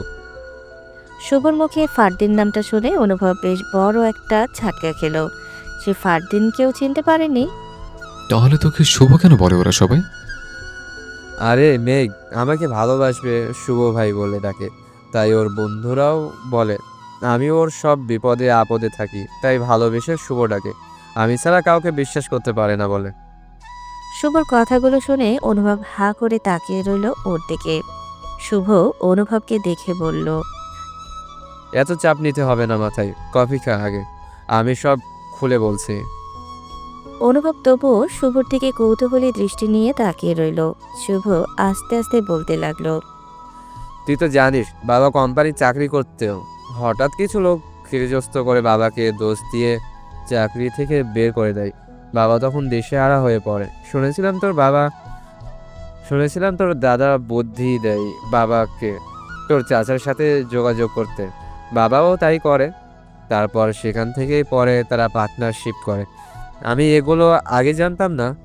অষ্টম শ্রেণীতে এই ঘটনা ঘটে, তাই তো হঠাৎ সব ছেড়ে আমরা আসি উত্তরার দিকে। প্রথম দিকে অনেক কষ্টে চলতে হয়েছে আমাদের, তোর সাথে যোগাযোগ করার কোনো উপায় ছিল না, কিন্তু আমি জানতাম একদিন দেখা হবেই। এ বলে শুভ থামলো, তারপর আবার বলতে লাগলো। দশম শ্রেণীতে যখন পড়ি হঠাৎ একদিন রাস্তায় মেঘের সাথে দেখা হয়। ও মনে হয় ক্লাস 6-এ পড়ে, কিছুটা অসুস্থ দেখাচ্ছিল। পাশে আন্টি ছিল। আমি এগিয়ে গেলাম, কথা বলে জানতে পারলাম আমরা যে বাসায় থাকি তার 4 বাসা পরে ওরা ওখানে থাকে। এরপর থেকে মাঝে মধ্যে মেঘের বাসায় যেতাম। পরে শুনতে পারি তুই সেদিন যা যা করেছিলি সেজন্য মেয়েটা অনেক ড্রামার মধ্যে দিয়ে যাচ্ছে, কারো সাথে কথা বলে না, মাঝে মধ্যে ঘুমের মধ্যে কান্না করে ওঠে, ভয়ে জ্বর বাজে, আরও বিভিন্ন ধরনের সমস্যা হয়। শুনে অনেক কষ্ট পেয়েছিলাম আর তোর ওপর রাগ উঠেছিল, কিন্তু এতটুকু বিশ্বাস তোর ওপর ছিল যে তুই যা করেছিলি হয়তো হয়তো বা মেঘের ভালোর জন্যই, তাই আর রাগ পুষে রাখিনি। এরপর থেকে আমি ওর সাথে যতটুকু পারতাম সময় দিতাম, গল্প করতাম, যাতে ও কিছুটা স্বাভাবিক হতে পারে। তবে ভেবে রেখেছিলাম যেদিন তোর সাথে আবার দেখা হবে সেদিন জিজ্ঞেস করব। শুভর কথাগুলো শুনে অনুভবের চোখে পানি টলমল করছে। তার জন্য তার পিচিটা কতটা কষ্ট পেয়েছে, কিন্তু সে তো নিরুপায় ছিল। তা না হলে আজ এরপর আর ভাবতে পারল না। এবার অনুভব মুখ খুলে বলল। আমার উপর বিশ্বাস রাখার জন্য তোকে ধন্যবাদ, কিন্তু তুই তো জানতি পিচ্ছিটা আমার কি। তবুও তুই কিভাবে ওকে বিয়ে করেছিস? তোর একবার আমার কথা মনে হলো না? অনুভবের কথা শুনে শুভ যেন আকাশ থেকে পড়ল। কি বলছে? বিয়ে করছে, তাও মেঘকে? শুভ বলল। তোর মাথায় কি নষ্ট হয়ে গেছে? কি যাতা বলিস? মেঘ আমার কাছে আপন বোনের থেকেও কম না। তাছাড়া একদিন তোকে মজা করে মেঘের কথা বলতে তুই আমাকে যে মার দিয়েছিলি, তারপর মরে গেলেও ও চিন্তা মাথায় আনিনি। আর মেঘও আমাকে বড় ভাইয়ের চোখে দেখে। একটা তুই কথাই থেকে শুনলি। অনুভব শুভকে কফি হাউসের সব কথা খুলে বলল। শুভ সব শুনে হাসতে হাসতে শেষ। শুভ অনেক কষ্টে হাসি থামিয়ে বলতে লাগলো। এ কথা তুই কোথা থেকে শুনলি? আরে আমি ইরা নামের একটা মেয়েকে ভালোবাসি, সে লন্ডনে থাকে, তার সাথেই বিয়ের কথা ফাইনাল করেছি। তুই না জেনেই কত কিছু চিন্তা করে ফেলেছিস। অনুভব মাথায় হাত দিয়ে বলল। সর্বনাশ করেছে, এর জন্য আমি পিচ্ছিকে কালকে কথা শুনিয়েছে। এত রাগ কিভাবে ভাঙাবো বুঝতে পারছি না, বুদ্ধি দে আমায়। শুভ অনুভবের কথায় হাসবে না কাঁদবে বুঝে উঠতে পারছে না। দুজনেই কিছু সময় চুপ করে বসে রইল। তারপর শুভ বলল। এত চিন্তা করিস না, দুইজনে মিলে সব সমস্যার সমাধান করব। আপাতত চুপচাপ থাক। আর হ্যাঁ, আমার সাথে তোর যে কথা হয়েছে সেটা মেঘকে বলবি না, কারণ আমি যে তোর সাথে আছি এটা জানলে হয়তো বা পাগল খেপে যেতে পারে। তোর সাথে যে পর্যন্ত সব কিছু মিটমাট না হয় সে পর্যন্ত আমরা গোপনে আলোচনা ও দেখা সাক্ষাৎ করব। অনুভব মাথা নেড়ে হ্যাঁ বোঝালো। তারপর আরও বেশ কিছু সময় ওরা গল্প করল। সারা রাত অনুভব দু চোখের পাতা এক করতে পারল না। মেঘের কষ্টের কথাগুলো বারবার তার কানে বাজছে। হঠাৎ অনুভবের মাথায় দারুণ একটা বুদ্ধি এলো। ও দেখতে চায় মেঘের মনে ওর জন্য কি আছে। এজন্য মেঘকে একটু বাজিয়ে দেখতে চায়। বুদ্ধিটা কেমন হবে এটা জানা ও বোঝার জন্য শুভর সাথে বেশ কিছু সময় ফোনে বুদ্ধি করল। পরের দিন সকালে মেঘ ভার্সিটিতে গেল। সবার সাথে বেশ স্বাভাবিক থাকার চেষ্টা করলো। অনুভবের ক্লাসের সময় মেঘ খেয়াল করলো অনুভব তার দিকে বেশি তাকাচ্ছে না। আগে থেকেও বেশি স্মার্ট হয়ে সেজে এসেছে। মেয়েরা যেন অনুভবকে চোখ দিয়ে গিলে খাচ্ছে। এটা মেঘের মোটেও পছন্দ হলো না। মনে মনে ভীষণ রাগ হতে লাগলো। প্রতিদিন মেঘকে পড়া ধরে, কিন্তু আজকে পড়াও ধরছে না। ক্লাস শেষ করে যাওয়ার সময় অনুভব দিয়াকে ডেকে বলল তার সাথে যেন অফিসে গিয়ে দেখা করে। এটা শুনে মেঘ আরও অবাক। মনে মনে অনুভবের 14 গোষ্ঠীকে বকা দেওয়া শুরু করেছে। পরে মনে পড়ল তার 14 গোষ্ঠীর মধ্যে সেও তার পরিবারে আছে, তাই শুধু অনুভবকেই নানা রকমের বকা দিতে লাগলো। ক্লাস সব শেষ করে মেঘ, সাগর আর শিশির বসে রয়েছে ক্যান্টিনে। দিয়া গেছে অনুভবের সাথে দেখা করতে। অনুভব দিয়াকে আসতে দেখে বলল। এখানে বসো দিয়া। দিয়াও ভদ্রমের মতো বসে রইল আর অনুভব নিজের মতো কাজ করতে লাগলো। প্রায় 15 মিনিট ধরে দিয়া বসে আছে, তবুও অনুভব এখনো দিয়ার সাথে কথা তো দূরে থাক, চোখ তুলে পর্যন্ত তাকায়নি। দিয়ার এখন অনেকটা রাগ হচ্ছে, তবুও শান্ত স্বরে অনুভবকে ডেকে বলল। স্যার, আপনি ডেকেছিলেন কেন? যদি বলতে তাহলে ভালো হতো, বাসায় যেতেও দেরি হচ্ছে। অনুভব দিয়ার কথা শুনে মাথা তুলে দিয়ার দিকে তাকিয়ে থেকে বলতে লাগলো। ও, আসলে তোমাকে যে বসিয়ে রেখেছি তা তো খেয়াল নেই। তো বলো, তোমার পড়াশোনা কেমন চলছে? ঠিকভাবে পড়তে হবে কিন্তু। জি স্যার, মোটামুটি চলছে। ঠিক আছে, এখন তুমি আসতে পারো। এ বলে অনুভব আবার কাজে মনোযোগী হয়ে গেল। দিয়া তো পুরোই তবদা খেয়ে গেছে। এই একটা কথা বলার জন্য এত সময় বসিয়ে রেখেছে। স্যার কি পাগল হয়ে গেছে নাকি, এগুলো ভাবতে ভাবতে ক্যান্টিনে এসে পৌঁছালো। দিয়া আসতেই ওরা সবাই জিজ্ঞেস করলো অনুভব তাকে কেন ডেকেছিল। দিয়া ওদের সবটা খুলে বলল, কিন্তু শিশির বলল। তুই কি আমাদের মাথা মোটা মনে করেছিস নাকি? যা বলবি তাই বিশ্বাস করব? বলতে না চাইলে না বলবি, কিন্তু আজ হঠাৎ কেন মিথ্যা বলছিস বুঝতে পারছি না। শিশিরের কথায় সাগরও তাল মেলানো। এদের দেখে মেঘেরও সন্দেহ হতে লাগলো। মনে আগেই ধারণা হয়েছিল অন্য কিছু, কিন্তু পাত্তা দেয়নি। এখন ওদের কথা শুনে আর নিজের মনের কথা না শুনে থাকতে পারছে না। এদিকে দিয়া বেচারি ওদের অনেক বোঝানোর চেষ্টা করেও ব্যর্থ হয়েছে। ক্যান্টিনে ওদের এসব কিছু লুকিয়ে অনুভব এত সময় দেখছিল আর হেসে লুটোপুটো খাচ্ছে। মেঘের চেহারা দেখে অনুভবের বুঝতে বাকি রইল না তার নিশানা ঠিক জায়গায় লেগেছে, তাই সে আরও বেশি আনন্দ পাচ্ছে। মেঘ ওর নিজের ভাবনাগুলো নিজের মধ্যেই রেখে দিল, কারো সামনে কিছুই প্রকাশ করলো না। তারপর সবাই যার যার মতো চলে গেল। কেটে গেছে 4 দিন। এর মধ্যে অনুভব আরও 2 দিন দিয়াকে দেখা করতে বলেছিল, আর আগের মতোই বসিয়ে রেখে পড়াশোনার খবর নিয়ে চলে যেতে বলেছে। কিন্তু ভার্সিটিতে কিছু মেয়েরা এটা নিয়ে কানাঘোষা করতে শুরু করেছে। মেঘের এসব শুনে আরও বেশি রাগ হচ্ছে। এই 3 দিন কিছু না বললেও আজ দিয়াকে ধরে বলতে লাগলো। কি রে, তোর সমস্যা কি? তুই আর অনুভব স্যার কি কোনো সম্পর্কে আছিস যেটা তুই বলতে নারাজ? কেন বারবার মিথ্যে কথা বলছিস আমাদের? শুধুমাত্র 2 মিনিটের লেখাপড়ার কথা জিজ্ঞেস করার জন্য তোকে 20 থেকে 30 মিনিট বসিয়ে রাখবে না? আর যদি রাখেও তোকে দেখার জন্য, কিন্তু তুই বলিস তোর দিকে ফিরিয়েও দেখে না, তাহলে কেমনি কি? স্যার কি তোকে বলতে নিষেধ করেছে? দিয়া মেঘের মুখের দিকে অসহায় চেহারা করে তাকিয়ে রইল। তারপর বলল, তোরা আমার কত পুরনো বন্ধু, তোদের কাছে আজ পর্যন্ত কোনো কিছু লুকিয়েছি যে আজ লুকাবো? স্যার কেন এমন করছে আমি নিজেও বুঝতে পারছি না। ঠিক আছে, এরপর যদি স্যার আবার আমাকে ডাকে তুই আমার সাথেই যাবি আর বাহির থেকে দেখবি, তাহলে তো হয়ে গেল। দিয়ার কথাটা মেঘের খুব মনে ধরল। দিয়াকে বিশ্বাস করতেও মন চাইল, কিন্তু কেন যে মন সায় দিল না। আর এভাবে অনুভবকে নিয়ে দিয়ার সাথে মিলিয়ে কথা বলাটাও পছন্দ হচ্ছে না। নিজেকে কিছুটা পাগল পাগল লাগছে। কেন এত এলোমেলো সব চিন্তা রাগ হচ্ছে মেঘ বুঝে উঠতে পারছে না। সেদিন আর অনুভব দিয়াকে দেখা করতে ডাকেনি, কিন্তু মেঘের চোখ মুখ দেখে কেন যেন অনুভবের ভালো লাগছে না। তাই সে চিন্তা করলো দিয়াকে নিয়ে মেঘকে যে রাগানোর ধান্দা করেছে সেটা বাদ দিবে। তাই রাতে শুভকে কল দিল সব খুলে বলার জন্য, কিন্তু শুভর কথা শুনে অনুভব কি রিয়াকশন দেবে তা ভুলে গেল। শুভ অনুভবকে দিয়া আর মেঘের তখনকার কথা আর বুদ্ধি করার ব্যাপারটা সব বলল।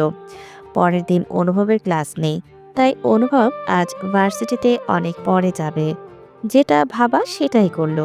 তবে সব দিনের তুলনায় আজ আরও বেশি পরিপাটি হয়ে এসেছে।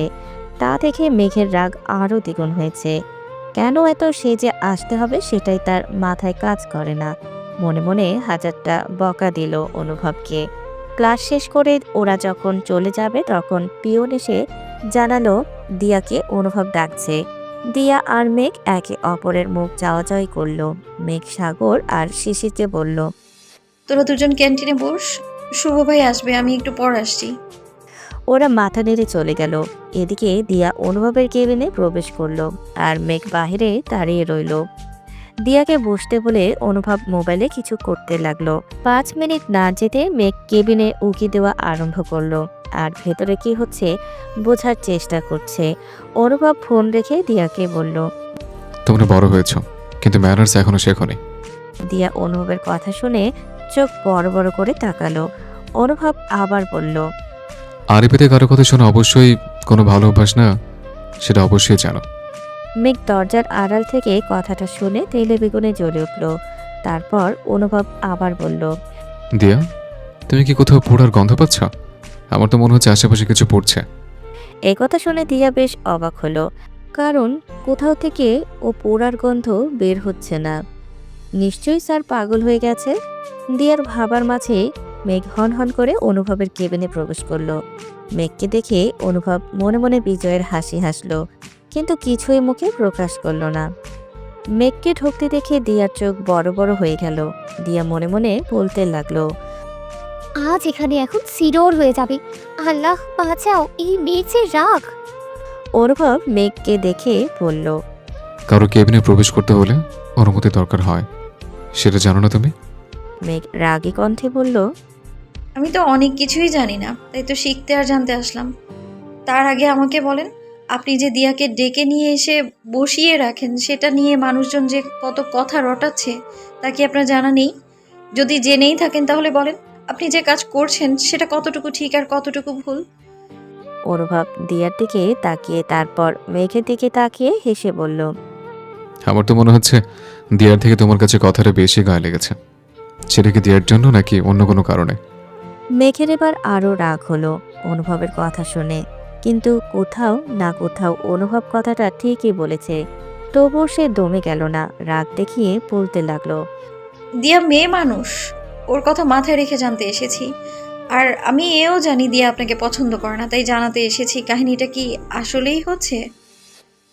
অনুভব মৃদু হেসে ওর ফোনটা সামনে আনলো। তার ফোনে একজনকে ভিডিও কলে দেখতে পেল। ভিডিও কলের মানুষটাকে দেখে দিয়া ও মেঘ যেন আকাশ থেকে পড়ল, কারণ মানুষটা আর কেউ নয়, দিয়ার ভালোবাসার মানুষ সে। তার নাম আনান। আনানের সাথে দিয়ার ঝগড়া হয়েছে 2 সপ্তাহ হলো, তাই দিয়া রাগ করে ফোন ধরে না। কিন্তু আনান যে তার অনুভব স্যারকে ভিডিও কল দিয়ে তাকে দেখে, এটা তো চিন্তার বাহিরে ছিল। দিয়া ও মেঘ অনুভবের ডাকার কারণটা খুব সহজেই বুঝে গেল। মেঘ অনেক বেশি লজ্জা পেল। মেঘ আস্তে করে বলল। আপনি আনান ভাইকে কিভাবে চেনেন? অনুভব কিছু না বলে ফোনটা দিয়ার দিকে বাড়িয়ে দিয়ে বলল। বাইরে গিয়ে কথা বলো। দিয়া কথা না বাড়িয়ে মাথা নেড়ে হ্যাঁ বুঝিয়ে ফোন নিয়ে বাহিরে চলে গেল। দিয়া চলে যেতেই মেঘও বাহিরে যাওয়ার জন্য পা বাড়ালো, কিন্তু তখনই অনুভব মেঘের হাত ধরে ফেলল। তারপর বলতে লাগলো। তোমাকে যেতে বলিনি, তুমি কোথায় যাচ্ছ? মেঘ অনুভবের দিকে ফিরে তাকালো, তারপর হাতের দিকে তাকালো। নিচের মনের ভেতর ভীষণ অস্থিরতা বোধ করছিল। অনুভব তা দেখে হাত ছেড়ে দিল, কিন্তু বলল। আমাকে কি সারা জীবন ভুলই বুঝতে হবে তোমার? কখনো মনে হয়নি আমি নামক মানুষটা ভুল ছাড়া ভালো কিছু করতে পারি? আমি জানি অনেক ভুল আছে আমার, কিন্তু আমি সে ভুলগুলো শুধরাতে এসেছি। জানি অনেকটা দেরি হয়েছে, কিন্তু তার পেছনে কারণ আছে। আমাকে কি বলার একটা সুযোগ দেওয়া যায় না? মেঘ বাঁকা হাসলো, তারপর বলল। সুযোগ তো অন্য কেউ চেয়েছিল, দিয়েছিলেন কি তাকে? মনে তো হয় দেননি। তাছাড়া এগুলো কথা আমাকে বলার কোনো কারণ দেখছি না আমি, কারণ আমি আপনাকে চিনি না। শুধু জানি আপনি আমাদের স্যার। এর চেয়ে বেশি কিছু কি আছে আমাদের মধ্যে? আমরা কি পূর্ব পরিচিত? মেঘের কথা শুনে অনুভব শান্ত চোখ জোড়া নিয়ে ঘুর লাগা দৃষ্টিতে মেঘের দিকে চেয়ে রইল কিছু সময়।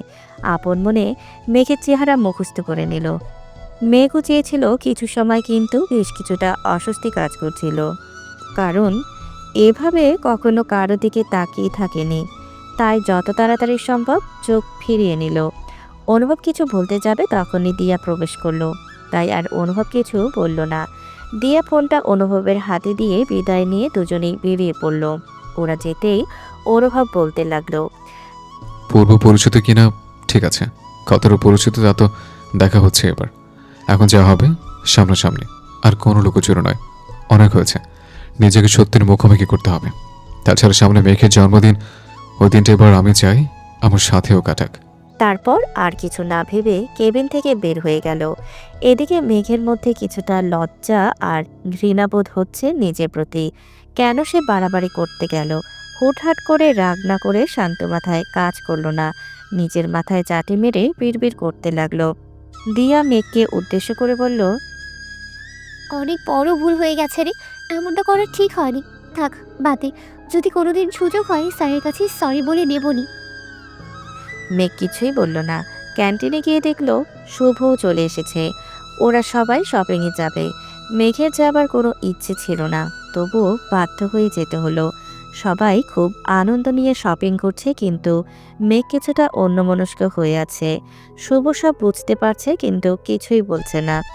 রাতে মেঘ নিজের রুমে বসে বসে নিজের হাতের দিকে তাকাচ্ছে আর কেমন যেন অন্যরকম অস্থিরতার মধ্যে পড়েছে। কেন এমন হচ্ছে বুঝে উঠতে পারছে না। খুব করে মন চাইছে অনুভবকে দেখতে বা কথা বলতে, কিন্তু কোনোটাই সম্ভব নয়। তাছাড়া আগ বাড়িয়ে তো কথাও আর বলবে না। আজকে যা করেছে ভেবেই আরও অস্থির হচ্ছে। এদিকে অনুভব ভাবছে কিভাবে আরও মেঘকে দুর্বল করে দেওয়া যায়। পরিচিত হবার এত শখ, এবার বুঝবে অনুভব কি জিনিস। এই ভেবে অনুভব একজনকে একটা মেসেজ দিল, তারপর একটা বাঁকা হাসি হাসলো। পরের দিন ভার্সিটিতে মেঘ একটু তাড়াতাড়ি এসেছে, কারণ সারা রাত তার ঘুম হয়নি, তাই বাড়ি থেকে আগেই বের হয়ে গেছে। কিন্তু এসেই দেখে বড় ভাইয়েরা বসে রাগিং করছে। মেঘ এসব কিছুর প্রতিবাদ করে সব সময়, কিন্তু আজ দেখতে চায় ওরা কী করে, আর ওদেরকে ওদের ভাষায় জবাব দেবে, তাই চুপ করে দাঁড়িয়ে আছে। একটু পর একটা সিনিয়র ভাই এসে বলল, কোন ইয়ার, নাম কি? মেঘ সুন্দর করে সব কিছুর উত্তর দিল। তারপর ভাইয়াটি বলল, তোমাকে একটা লাভ লেটার লিখতে হবে, আর যে প্রথমে গেট দিয়ে আসবে তাকেই দিতে হবে। মেঘ মাথা নাড়িয়ে হ্যাঁ বলে। তারপর লেখা আরম্ভ করলো। লেখা শেষে উঠে দাঁড়িয়ে বাঁকা হাসলো। তারপর গেটের কাছে গেল। তখনই কথা নেই বার্তা নেই অনুভব সামনে চলে এলো। অনুভবকে দেখে মেঘের মাথায় বাজ পড়ল। অনুভব মেঘকে দেখে মিটিমিটি হাসতে লাগলো। তারপর বলল, কিছু কি বলতে চাও নাকি পরিচিত হতে এসছো? মেঘ মনে মনে রাগ করলো, কিন্তু কিছুই বলল না। কাপা হাতে চিঠিটা অনুভবকে দিয়ে বলল, এটা নিন, ওই ভাইয়ার আপনাকে দিতে বলেছে। অনুভব বলল, তা ঠিক আছে, কিন্তু লেখাটা কি তুমি লিখেছ? মেঘ হাসি দিয়ে বলল, জি, আমি লিখেছি। অনুভব চিঠিটা খুলে পড়তে লাগলো। চিঠিটা পড়ে অনুভবের মাথায় হাত, কারণ কিছুতে লেখা ছিল, ডিয়ার কেউ একজন, পত্রের প্রথমেই জানাই ডেটল স্যাভলনের জীবাণুমুক্ত ভালোবাসা। আশা করি নাইসেল পাউডার মেখে ভালোই আছো।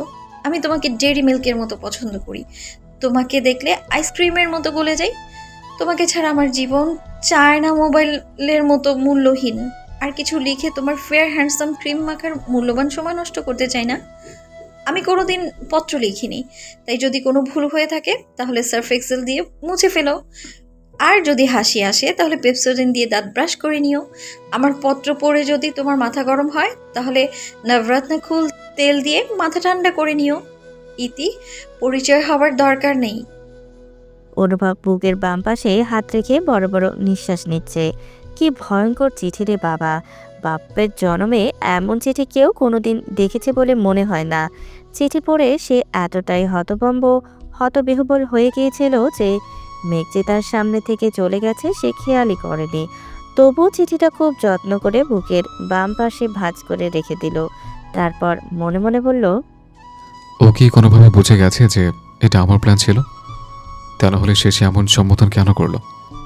যাই হোক, বুদ্ধি আছে বলা যায়, তবে চিঠির উত্তরটা তো দিতেই হবে। এই বলে বাঁকা হাসলো। এদিকে মেঘ ক্লাসে ঢুকে রহস্যময় হাসি দিল। এ হাসির কারণ হলো সে বাজিমাত করতে পেরেছে। মেঘের ভাবনার মাঝেই সাগর, শিশির ও দিয়া আসলো আর বলতে লাগলো, তুই বলে অনুভব স্যারকে লাভ লেটার দিয়েছিস, এই বলিস স্যারকে দেখতে পারিস না, কিন্তু পুরো ক্যাম্পাসের সামনে এটা তুই কিভাবে করলি? আমাদের জন্য একটু অপেক্ষা করতে পারতি না? এতটাই পর হয়ে গেলাম আমরা। মেঘ তিনজনের দিকে তাকিয়ে বড় বড় চোখ করে বলতে লাগলো। ড্রামা করা শেষ তোদের? সাগর আমতা আমতা করে বলল, দেখো বনু, আমরা ড্রামা করি না, যা সত্যি তাই বলছি। রাগ কেন করছিস? এত পর কিভাবে করে দিলি?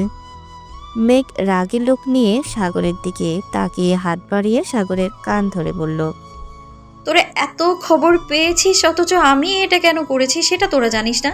এটা বিশ্বাস করতে বলবি না। এখন সুন্দর করে সিটে বস, কারণ স্যার এলে বলে। মেঘের কথা শুনে ওরা হো হো করে হেসে দিয়ে সিটে বসলো, কারণ এখন বেশি কথা বাড়ালে সবগুলোকে মায়ের দিতে মেঘের দেরি হবে না। তাই ওরা আর কিছুই বলল না। ক্লাস শেষ করে ওরা সবাই ক্যান্টিনে গিয়ে বসলো। অনুভবের ক্লাসে ওরা কোনো ঝামেলা করেনি। লোক জানাজানি করে তামাশা করা ওরা ভুলেও করবে না। ক্যান্টিনের আড্ডার মাঝেই একটা ছেলে এসে মেঘের উদ্দেশ্যে বলল, আপু, এই বইটা আপনাকে দিতে বলেছে। মেঘ কিছু না বলে বইটা হাতে নিতেই ছেলেটা তখনই চলে গেল। মেঘ কিছু জিজ্ঞেস করতে পারল না। বইটা ছিল ওদের ডিপার্টমেন্টের বই। বইটা হাতে নিয়ে কিছু সময় নাড়াচাড়া করে ব্যাগে ঢোকালো, সাথে বাঁকা হাসলো, যার অর্থ কেউ বুঝল না। বইটা কার আর কে দিতে বললো আর কেন? সব কেনর উত্তর খুঁজতে যাবি না, কারণ উত্তর পাবি না। কেউ আর কিছুই বলল না, কারণ মেঘ যে হারতারা সে বলবে না বুঝিয়ে দিয়েছে। রাতে ঘুমানোর আগে মেঘ বইটা বের করলো, কারণ ও জানে এটা কোনো বই না। এখানে মেঘের চিঠির উত্তর দিয়েছে অনুভব। অনুভব কি করতে পারে তার ধারণা হয়ে গেছে তার। বইটা খুলেই দেখতে পেল যেটা ভেবেছিল সেটাই, কিন্তু চিঠি না ছিল চিরকুট। চিরকুট ছিল নীল রঙের কাগজের উপর লেখা, চিরকুট। রসহীন তেতো আমি, পারি না কিছু আমি, চেষ্টায় কত চেষ্টা মেলায়, আর কিভাবে মেলাবো তোমায়। তবু এটুকু বলতে পারি, তুমি কবির এক অলেখা কাব্য, আর আমার জীবনের না বলা গল্প। চিরকুটটা পড়ে মেঘ বারবার বড় বড় করে নিঃশ্বাস নিতে লাগলো। কেমন যেন অস্থিরতা কাজ করতে লাগলো। কি বলবে আর করবে বুঝে উঠতে পারল না। অনেক অস্থিরতা নিয়ে কোনো মতে রাত পার করলো। সকালবেলা মেঘের আম্মু ওর ছোট ভাইকে নিয়ে স্কুলে গেছে। মেঘ ও ভার্সিটিতে যাওয়ার জন্য রেডি হচ্ছিল। তখনই দরজার ডোরবেল বাজলো। ময়নার মা গিয়ে দরজা খুলে দিল। দেখলো উকিল সাহেব এসেছে। ময়নার মা তাকে বসতে দিয়ে মেঘকে তা জানিয়ে গেল। মেঘ এত সকালে উকিল সাহেবকে দেখে বেশ চিন্তায় পড়ল। তার উপর বাবা বাসায় নেই, ফিরবে আরও 2 দিন পর। তবুও মেঘ জানে কিভাবে পরিস্থিতি মোকাবেলা করতে হয়। মেঘ প্রথমে উকিল সাহেবের সাথে কুশলাদি বিনিময় করলো, তারপর আসার কারণ জিজ্ঞেস করলো। উকিল সাহেব জানালেন তিনি কাল প্রায় 6 মাসের জন্য ইতালিতে যাবেন, তাই আজ এসেছেন। উকিল সাহেব আরও বললেন তার কাছে কিছু দলিল আর একটা চিঠি আছে, যা তার দাদু তার 22তম জন্মদিনে দিতে বলেছিল। যেহেতু মেঘ তোমার জন্মদিন আর কিছুদিন পরে, তাই ভাবলাম আজই দিয়ে যাই। তা না হলে 6 মাসের আগে আর দেওয়া সম্ভব হবে না, হয়তোবা বেশ অনেকটাই দেরি হয়ে যাবে, তাই চলে এসেছি নিতে। দাদুর কথা শুনে মেঘের মনটা খারাপ হয়ে গেল। সে তার দাদুকে নিজের ভালোবাসাটা দেখাতে না পারার আফসোসটা আবার মনের দাগ কেটে গেল। তবুও স্বাভাবিক থেকে উকিল সাহেবের কাছ থেকে সব কিছু ভালোভাবে বুঝিয়ে নিল। উকিল সাহেব চলে যেতে মেঘ নিজের রুমে বসে সব কিছু হাত নিয়ে দেখতে লাগলো। দেখলো দাদা তার নামে অনেক পুরনো একটি পৈতৃক সম্পত্তি লিখে দিয়েছেন, যা তার বংশের মেয়েরা পায়, কিন্তু তার আগে যে পেয়েছে তাকে সে চেনে না। মেঘ অনেকটাই অবাক হলো, কারণ যার নামে দেওয়া সে তার দাদার মেয়ে নামে পরিচিত। কিন্তু মেঘের তো কোনো ফুপু নেই, তাহলে কিভাবে কি বুঝতে পারল না। দলিলগুলো খুব মনোযোগ দিয়ে দেখে নিল, তারপর কাঁপাকাঁপি হাতে দাদুর লেখা শেষ চিঠিখানা হাতে নিল। খুলতে গিয়ে প্রথমে একটা হাস্যজ্জ্বল একটা মেয়ের ছবি পেল। ছবিটা দেখেই বোঝা যাচ্ছে অনেক পুরনো একটা ছবি। মেয়েটা দেখতে অনেকটা তার দাদুর মতোই, কিন্তু এ ছবির মেয়েকে সে কোনোদিন দেখেনি। ছবির পেছনের দলিলে লেখা সেই মেয়েটির নাম। বাকিটা বুঝতে আর বাকি রইল না মেঘের। মেঘ তার দাদুর চিঠিটা আস্তে করে খুলে পড়তে লাগলো। চিঠিটা যতই পড়ছে মেঘের হাত পা ততই ঠান্ডা হয়ে আসছে। চোখের পানি এক সময় বাধা ভেঙে পড়তে শুরু করলো। নিজেকে শক্ত রাখতে অনেক চেষ্টা করছে, কিন্তু পারছে না। কিভাবে সে এই নির্মল সত্যটা স্বীকার করে নেবে? সে তো অনেক বড় ভুল করে ফেলেছে। এলোমেলো পায়ে ঘর থেকে বের হয়ে ভার্সিটিতে যেতে শুরু করলো। চোখে মুখে বিধ্বস্ততার ছাপ স্পষ্ট। এদিকে অনুভব ক্লাসে ক্লাস নিতে শুরু করেছে। মেঘ তখন এমনভাবেই কোনো অনুমতি ছাড়াই ক্লাসে প্রবেশ করে। অনুভবের সামনে গিয়ে দাঁড়ালো। অনুভব নিজের মুখের সামনে হঠাৎ এভাবে মেঘকে দেখে বেশ অবাক হলো। মেঘের মুখে বিধ্বস্ততার ছাপ দেখে অনুভবের বুকের ভিতরে হাহাকার করে উঠল। হঠাৎ এভাবে এই রূপে ওকে আশা করেনি। তার চিরকুটের কারণে যে এমন হয়নি সেটা সে বুঝতে পেরেছে, কিন্তু কি এমন ঘটনা ঘটল বুঝতে পারছে না। ক্লাসের সবাই মেঘের দিকে তাকিয়ে আছে। অনুভব মেঘের থেকে দৃষ্টি সরিয়ে সবাইকে দেখতে লাগলো। তারপর বলল, 10 মিনিটের জন্য একটু বিরতি লাগবে। এ বলে মেঘের হাত ধরে ক্লাসের বাহিরে নিয়ে যেতে চাইলে কিন্তু তার আগেই মেঘ অনুভবের ওপর অজ্ঞান হয়ে পড়ে গেল। মেঘের অজ্ঞান হওয়াতে অনুভব বেশ খানিকটা ভয় পেয়ে গেল। সাগর, দিয়া ও শিশির সাথে সাথেই ওদের কাছে এলো। ওর কি হলো? সকালে তো কথা বলেছি, তখন তো ঠিকই ছিল, কিন্তু ওকে দেখে মনে হচ্ছে ও অনেক কান্না করেছে। কিন্তু ও তো কাউকে ওর কান্না দেখায় না। তাছাড়া আপনার সামনেই বা এভাবে এলো কেন বুঝতে পারছি না। ওকে আগে হাসপাতালে নিতে হবে, ওর অনেক সমস্যা আছে। সাগরের কথায় অনুভবের হুঁশ ফিরল। তাড়াতাড়ি করে কোলে তুলে নিল মেঘকে।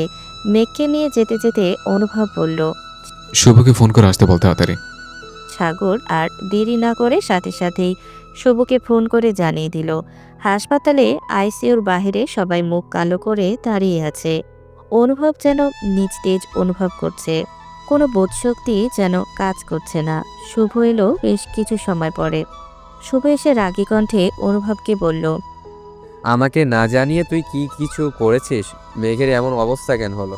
তোকে আমি বারবার বলেছি বাড়াবাড়ি একটু করবি না। কিভাবে এমন হলো আগে বল। অনুভব আস্তে আস্তে শান্ত স্বরে সব বলল। তা শুনে শুভ কিছুটা শান্ত হলো, কিন্তু হঠাৎ এমন কি হতে পারে সেটা নিয়ে বেশ চিন্তায় পড়ে গেল। সেই সময় ডাক্তার কেবিন থেকে বের হলো। ডাক্তার জানালো অতিরিক্ত কোনো কিছু নিয়ে চিন্তার ফলে এমনটা হয়েছে। ভয় তেমন কিছুই নেই, কিন্তু এত অল্প বয়সে মনে হয় চিন্তা বেশি করে। আমি ঘুমের ইঞ্জেকশন দিয়ে দিয়েছি, 2-3 ঘন্টা পর স্বাভাবিক হয়ে যাবে। ডাক্তারের কথা শুনে ওদের সকলের কলিজায় পানি আসলো। এতক্ষণ বেশ চিন্তায় ছিল ওরা। শুভ কিছু একটা ভেবে সাগর, শিশির আর দিয়াকে বলল, তোমার এত সময় এখানে থেকে কি করবে? আমি আর অনুভব আছি, চিন্তা করতে হবে না। আর মেঘের আম্মু যদি ফোন দেয় বলবে আমার সাথে আছে, আর ও অসুস্থ হলেই তোমাদের কল করে জানিয়ে দেব। শুভর কথা শুনে ওরা আর কিছুই বলল না। ওরা জানে শুভ যেহেতু বলেছে তার পিছনে কারণ আছে, তাই ওরা মাথা নাড়িয়ে হ্যাঁ বলে চলে গেল। শুভ অনুভবের থেকে যেই দৃঢ়ভাবে কিছু সময় চেয়ে থেকে বলল, মেঘ তোকে কিছু হয়তো বা বলতে এসেছিল, কিন্তু বলার ভাষা বা শব্দ গুছিয়ে উঠতে পারেনি। বেশ চিন্তার ফলে গুলিয়ে ফেলেছে। আমার মনে হয় ওর পাশে গিয়ে তোর বসে থাকা উচিত, যাতে যখন ওর জ্ঞান ফিরে তোকে দেখে কিছুটা স্বাভাবিক ও ভরসা পায়। এমনও হতে পারে ও সব সত্যি জেনে গেছে, না হয় তোর পরিচয়টা নিয়ে কিছু বলতে চাই। যাই হোক, ওটা নিয়ে পরে ভাবি। তুই ওর আগে গিয়ে বসে থাক, আমি একটু পরে আসছি। এ বলে শুভ চলে গেল। অনুভব এত সময় শুভর কথাগুলো খুব মনোযোগ দিয়ে শুনে বোঝার চেষ্টা করতেছিল। নিজেকে এতটা অসহায় আগে লাগেনি। ঝড় তুফান তো জীবনে কম যায়নি। নিজেকে স্বাভাবিক রেখেই মেঘের পাশে আস্তে করে বসে রইল। হাত বাড়িয়ে যে হাতটা ধরবে, হ্যাঁ, সাহসও পাচ্ছে না। তবু অনেক কষ্টে সাহস জগিয়ে হাতটা ধরল। তারপর ঘোর লাগা দৃষ্টি নিয়ে তাকিয়ে রইল মেঘের দিকে, যেন হাজার বছরে দেখার তৃষ্ণা মেটাচ্ছে। কেটে গেছে বেশ কিছু সময়। এত সময় ধরে অনুভব মেঘের কাছে বসেছিল। শুভ তখন যাওয়ার কিছু সময় পরই চলে এসেছে। ভেতরে গিয়ে মেঘকে একবার দেখে বাইরে এসে বসে রয়েছে। মেঘের জ্ঞান ফিরতে শুরু করেছে। অনুভব তা দেখে দ্রুত নিজের হাত মেঘের হাত থেকে সরিয়ে নিল। মেঘ আস্তে আস্তে চোখ খুলল। আশেপাশে তাকিয়ে বুঝতে পারল সে এখন হাসপাতালে। চোখ ঘুরিয়ে অন্য পাশে তাকাতেই দেখতে পেল অনুভব তার দিকে তাকিয়ে রয়েছে। অনুভবকে দেখে তার সকালের সব ঘটনা মনে পড়ে গেল। তারপর কষ্টে দু চোখ বেয়ে জল গড়িয়ে পড়তে লাগলো। অনুভব মেঘের চোখের পানি দেখে ব্যস্ত হয়ে পড়ল। মেঘকে বলতে লাগলো, পেয়েছি। তোর কি অনেক কষ্ট হচ্ছে? দাঁড়া, আমি ডাক্তার ডেকে নিয়ে আসি। এ বলে অনুভব বাহিরে যাওয়ার জন্য পা বাড়াবে, তখনই মেঘ অনুভবকে বলল। ডক্টর ডাকতে হবে না, ঠিক আছি আমি। মেঘের কথা শুনে অনুভব পিছনে ফিরে তাকালো। তারপর মেঘের কাছে এসে আবার বসলো। তারপর মেঘের মাথায় হাত বুলিয়ে দিতে দিতে বলল, কি হয়েছে তোমার? আমাকে খুলে বলো। তোমার চোখের পানি আমার সহ্য হয় না। এ বলে মেঘের চোখের পানি মুছিয়ে দিল। মেঘ অনুভবের হাতের স্পর্শ পেতে চোখ বন্ধ করে নিল। কত বছর পর মানুষটা তাকে ভালোবেসে স্পর্শ করেছে, কিন্তু সে সেই মানুষটাকে ভুল বুঝে এসেছে কত বছর ধরে। ভাবতে কষ্টটা আরও বেড়ে যাচ্ছে। মেঘ নিজেকে শক্ত রাখার চেষ্টা করছে, তবুও কেন যেন পারছে না। চোখ বন্ধ রেখেই অঝরে কান্না করতে লাগলো। মেঘের এমন কান্না দেখে অনুভব আরও বেশি বিচলিত হয়ে পড়ল। মেঘকে ডেকে বলতে লাগলো, মেঘ, তুমি এভাবে কান্না করছো কেন? আমাকে খুলে বলো। আমি তা না হলে বুঝবো কিভাবে? আমাকে বলো প্লিজ। মেঘ অনেক কষ্টে বলতে লাগলো। বাবাকে একটা ফোন করা যাবে? আমি বাবার সাথে কথা বলতে চাই। অনুভব বলল, চাচার ফোন নম্বর তো আমার কাছে নেই। শুভ বাইরে আছে, আমি ব্যবস্থা করছি। মেঘ আর কিছু বলল না। অনুভব শুভকে নিয়ে ভেতরে প্রবেশ করলো। শুভ মেঘকে ফোন দিয়ে বলল কথা বলতে।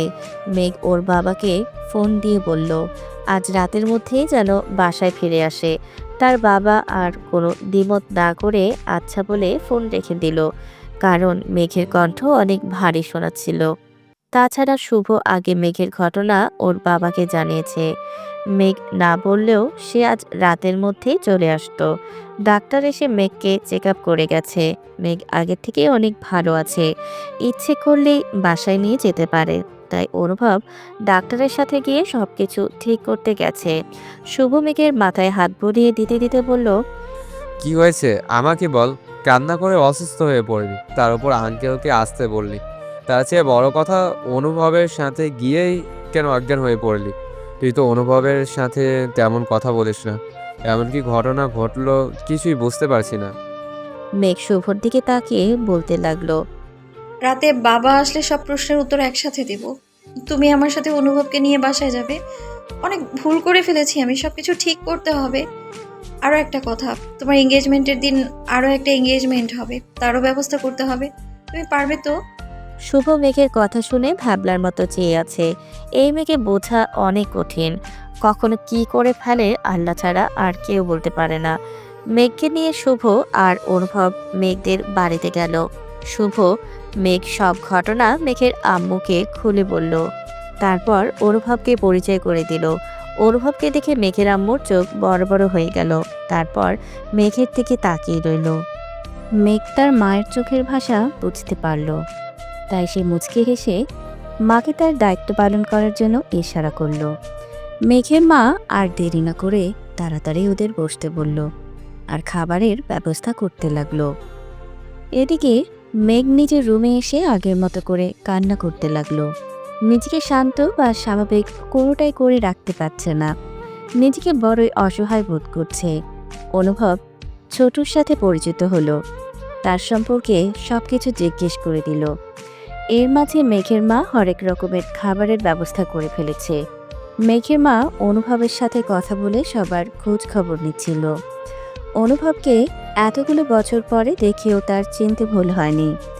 অনুভবকে কিভাবে তার ভালোবাসাগুলো প্রকাশ করবে তা সে বুঝে উঠতে পারছে না। তখনই ময়নার মা এসে মেঘের মায়ের কানে কী যেন বলল। তা শুনে তার মুখ অন্ধকার হয়ে গেলে শুভ আর অনুভব তা সবই খেয়াল করল। মেঘের আম্মু ওদের উদ্দেশ্যে কিছু বলতে নেবে তার আগেই অনুভব বলল, চাচি, আমি কি মেঘের রুমে যেতে পারি? আমার ওর সাথে কিছু কথা আছে, যদি আপনি অনুমতি দেন। মেঘের মা নির্দ্বিধায় অনুভবকে যাওয়ার অনুমতি দিল। অনুভব সাথে সাথেই উঠে চলে গেল। মেঘের ঘরের দরজার সামনেই দাঁড়াতেই অনুভবের বুকে মোচড় দিয়ে উঠল, কারণ ঘরের ভেতর থেকে মেঘের কান্নার গুনগুন শব্দ ভেসে আসছিল। অনুভব দেরি না করে তাড়াতাড়ি ঘরের ভেতরে প্রবেশ করল।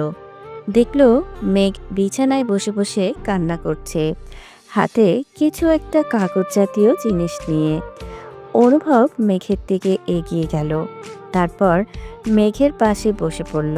মেঘ মাথা তুলে অনুভবকে দেখে হঠাৎ করে একটা কাণ্ড করে ফেলল, যা অনুভব কল্পনা করতে পারেনি।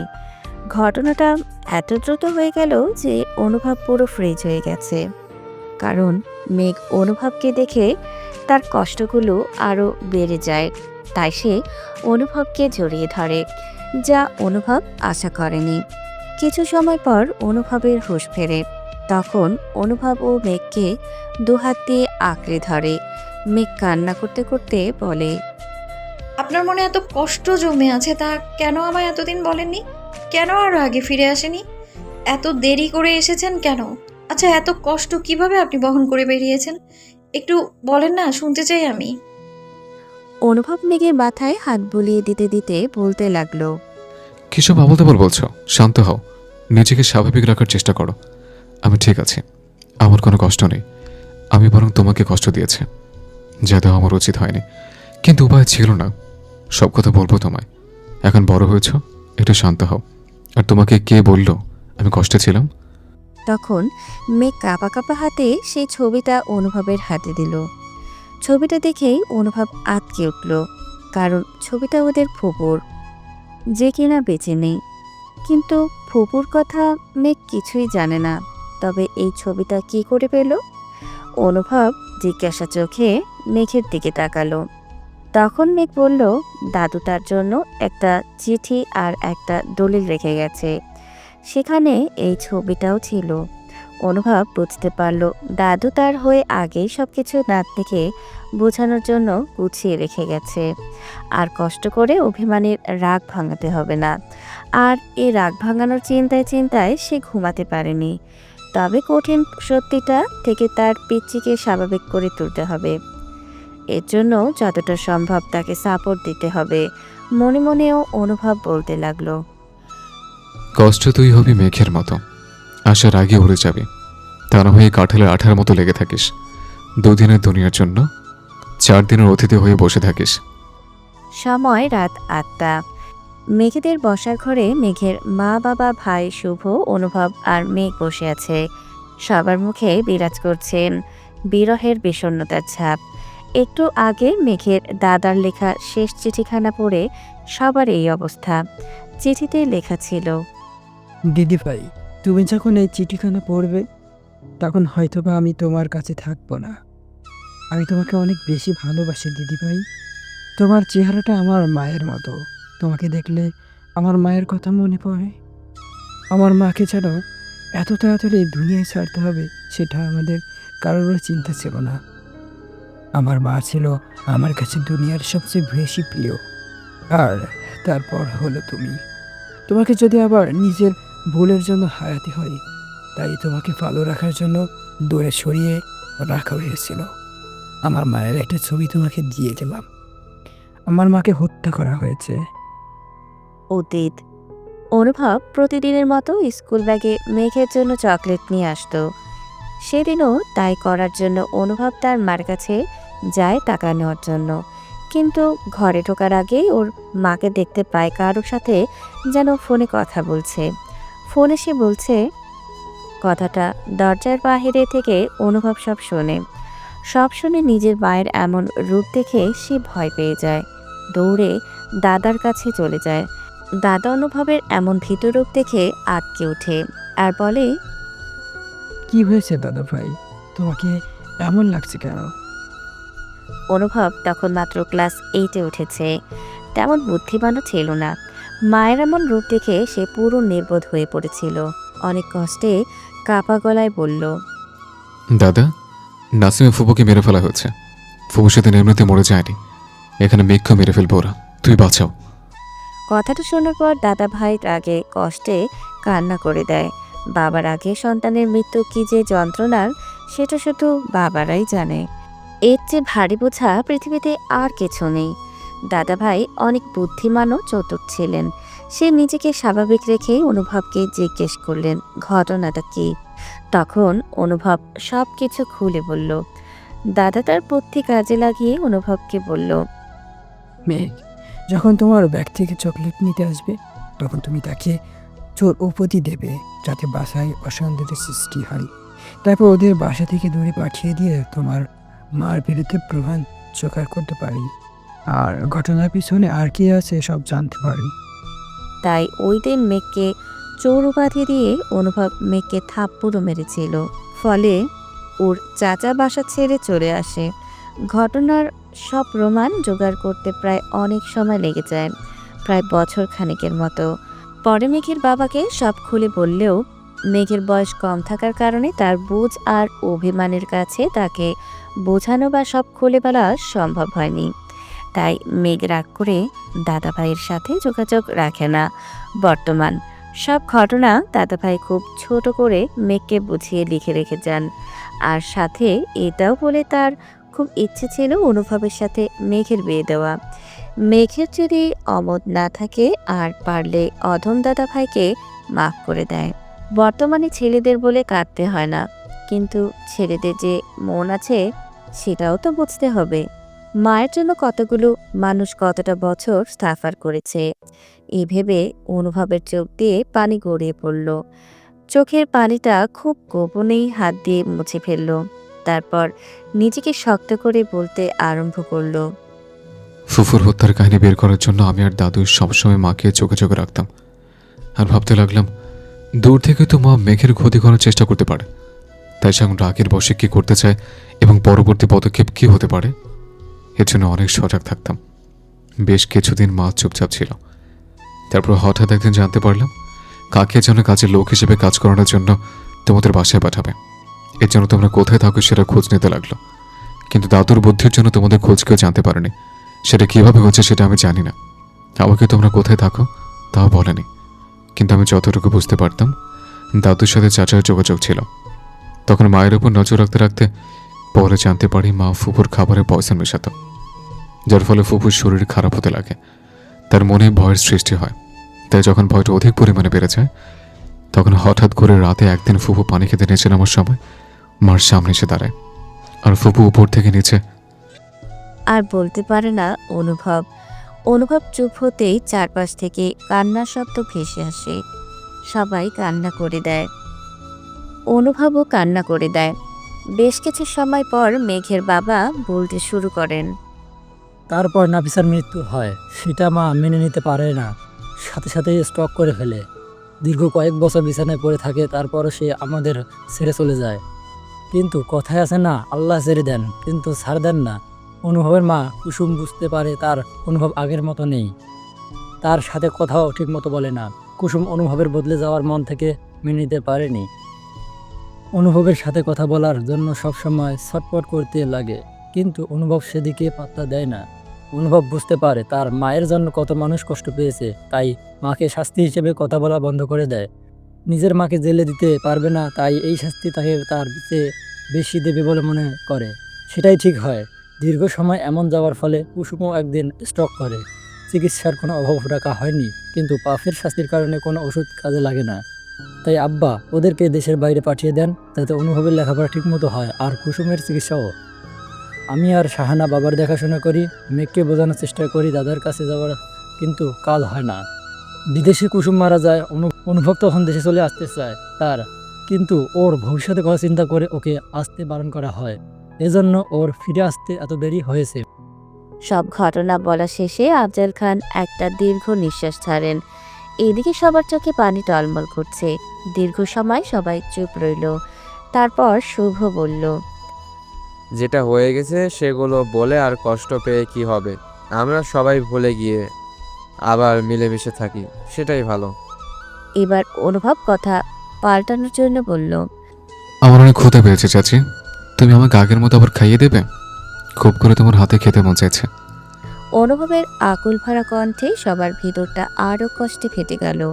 শাহানা বেগম ব্যস্ত হয়ে বললেন, খাবার গুছানোর জন্য। কেটে গেছে 2 মাস। সেদিন শাহানা বেগম অনুভবকে পরম যত্নে নিজ হাতে খেয়ে দিয়েছিলেন। মেঘ তার বাবাকে চুপ করে ডেকে অনুভবকে বিয়ে করতে রাজি আছে সেটাও বলেছিল।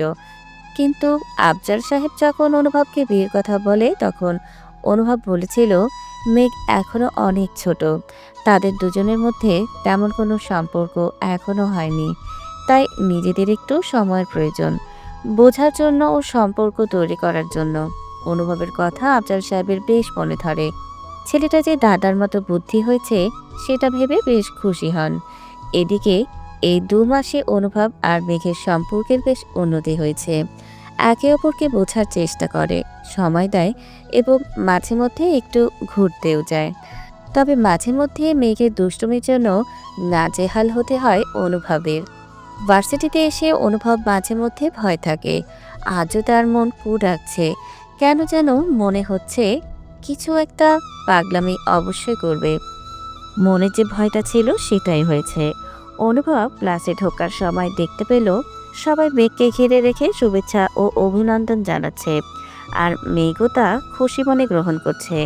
কারণ বোঝার জন্য চোখ ও কান খাড়া করতেই জানতে পেল মেঘের হাতে এঙ্গেজমেন্টের কার্ড।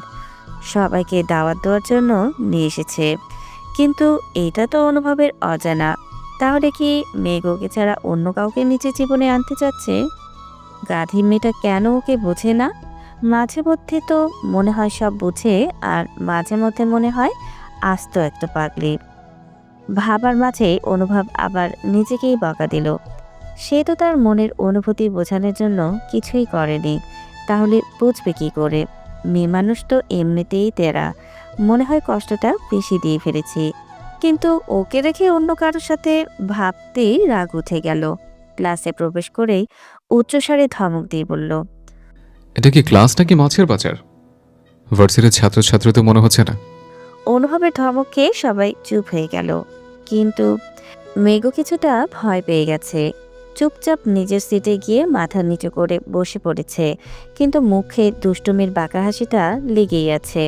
সবাই চুপ হওয়ার পর অনুভব রাশভারী কণ্ঠে জিজ্ঞেস করলো, এখানে কি হচ্ছিল? এত হট্টগোল করছিলে কেন তোমরা? কারণটা কি আমি জানতে পারি? তখন হৃদয় নামের একটা ছেলে উঠে দাঁড়িয়ে বলতে লাগলো। ছেলেটার কথা শুনে অনুভবের রাগ আকাশ ছোঁয়া হয়ে গেল। নিজেকে স্বাভাবিক রাখার চেষ্টা করছে কিন্তু পারছে না। রাগে চোখ লাল হয়ে গেছে, কপালে রগ ফুলে উঠেছে। মেঘ অনুভবের এই চেহারা দেখে ভয় ঢোক গিলতে লাগলো। সাগর আর শিশির মুখ চেপে হাসি আটকাচ্ছে, আর দিয়া ভয়ে ঘেমে একাকার হয়ে গেছে। অনুভব রাগে চেহারা নিয়ে মেঘের সামনে এসে দাঁড়ালো। অনুভবের মন চাচ্ছে মেঘের গালে কষিয়ে 2টা থাপড় দিতে। এত সাহস কিভাবে হলো বুঝতে পারছে না। ও কি করে ভুলে গেছে দাদুর কথা? নিজেই তো মত দিয়েছিল, তবু কিভাবে কি? তাই বোঝার জন্য মেঘকে বলল, তুমি কি এনগেজমেন্টের কার্ড নিয়ে এসছো? মেঘ আমতামতা করে বলল, জি এনেছি। অনুভব কি বলবে আর বুঝে উঠতে পারছে না। রাগ আরও বেড়ে গেছে, সাথে হারানোর ভয়ও। এবার অনুভবের চেহারা দেখে মেঘের অনেক ভয় লাগতে শুরু করেছে। বারবার গোপনে ভয়ে ঢোক গিলতে শুরু করেছে। হঠাৎ অনুভবের চোখ পড়ল মেঘের মুখের ওপর। মেঘ যে ওকে দেখে ভয় পাচ্ছে তা স্পষ্ট বুঝতে পারল। তারপর চোখ সরাতে গিয়ে আবার দেখলো সাগর আর শেষের মুখ চেপে হাসি আটকাচ্ছে। অনুভবের আর বুঝতে বাকি রইল না কোনো একটা খিচুড়ি পাকিয়েছে ওরা ওকে নাকানে চুবানি খাওয়াতে। রাগটা একটু হলেও কমে গেছে, কিন্তু রাগিক ভাব মুখে রেখেই মেঘকে উদ্দেশ্য করে বলতে লাগলো, তোমার এনগেজমেন্টের দাওয়াত কার্ড আমাকে দেবে না? আমিও যেতে চাই। দেখি কত বড় কলেজের মানুষ তোমাকে আংটি পড়ায়, তাও আমার সামনে। মেঘ বুঝতে পারলো এটা কোনো কথা না, এটা হলো হুমকি বার্তা। মেঘ ভয়ে ঠোক গিলতে গিলতে বলল, আসলে আর বলতে পারলাম না তার আগে অনুভব হাত বাড়িয়ে কার্ডের জন্য অপেক্ষা করছে। মেঘ কাঁপা কাঁপা হাতে একটা কার্ড অনুভবের দিকে এগিয়ে দিল।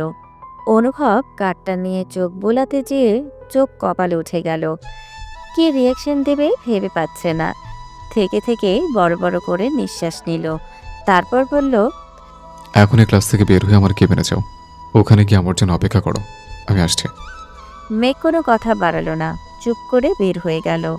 অনুভব অনেক কষ্টে ক্লাসটা নিয়ে বের হয়ে তার কেবিনে প্রবেশ করলো। দেখলো মেঘ মাথা নিচু করে দাঁড়িয়ে আছে। মেঘের মাথা নিচে করে দাঁড়িয়ে থাকা দেখে অনুভবের বুকে ব্যথা শুরু হলো। একটু বেশি করে ফেলেছে মনে হলো। কোনো কিছু না ভেবেই মেঘকে নিজের বুকের মাঝখানে জড়িয়ে নিল। অনুভবের এহেন কাজে মেঘ তো পুরাই অবাক। প্রথমবার মানুষটা তাকে নিজের সাথে জড়িয়ে নিয়েছে, তবুও তার নিজ ইচ্ছাতে। মেঘেরও বুকের হৃদস্পন্দন অনেক বেড়ে গেছে।